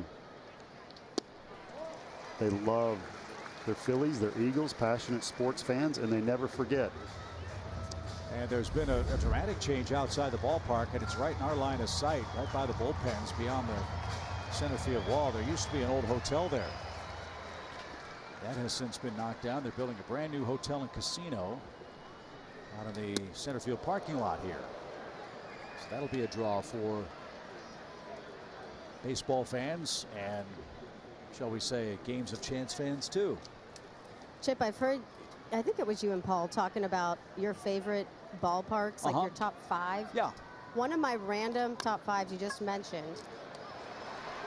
Second for one, that's all they'll get. Camargo is at first on the force play.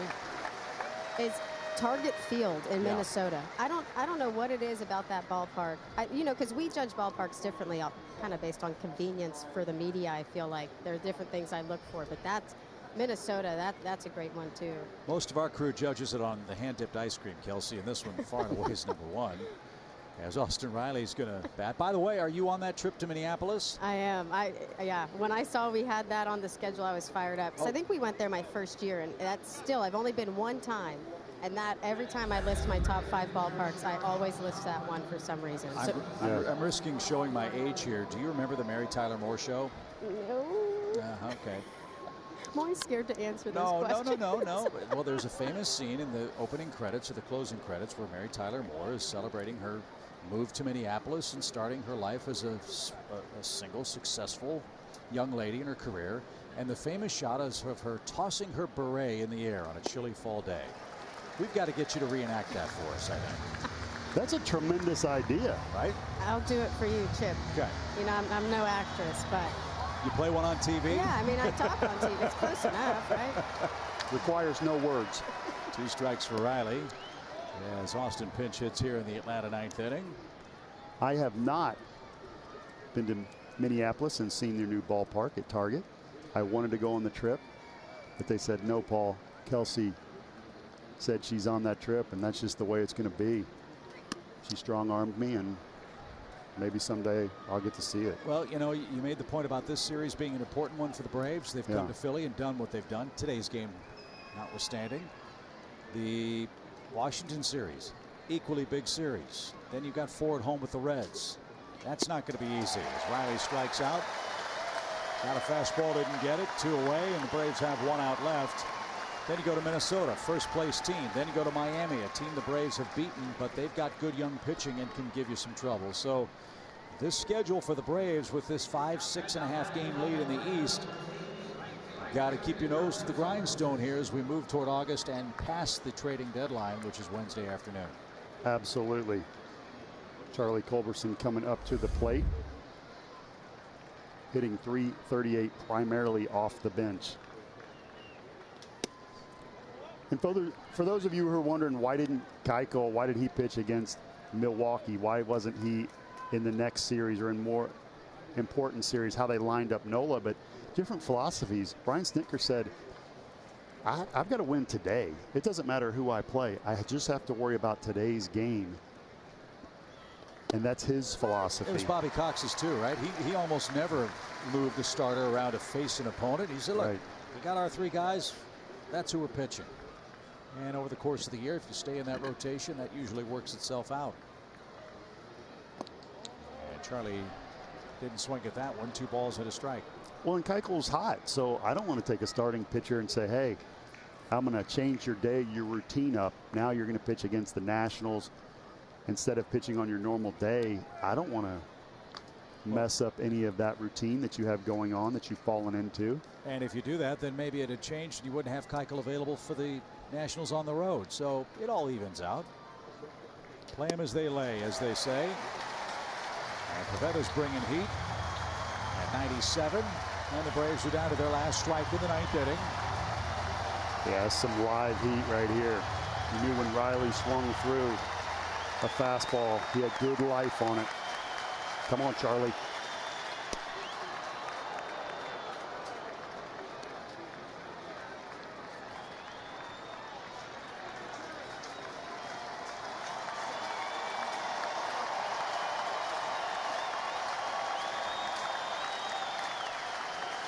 Three-two pitch, runner goes, swing and a miss, and that is your ball game. The Braves win the series. The Phillies salvage one of these games behind Aaron Nola, who is terrific. Kevin Gausman falls to 3-6. The Braves will head to Washington with a 6.5 game lead over the Phillies, and in all likelihood a 5.5 game lead over the Nationals, who are beating the Dodgers late in their ball game. Bryce Harper hit an early home run, and that got the offense going for Philadelphia, Birdie, as they hit 4 home runs, give the Braves a taste of their own medicine, and salvage game 3, 9-4 today. Well, we started out greedy. We wanted the sweep, did not get it, but that's okay. Braves take 2 out of 3. Excellent baseball game today. Aaron Nola, the winner. Kevin Gausman, the loser. We are off to Washington. We'll preview our big series with the Nationals on Braves Live, presented by Xfinity. It's coming up next.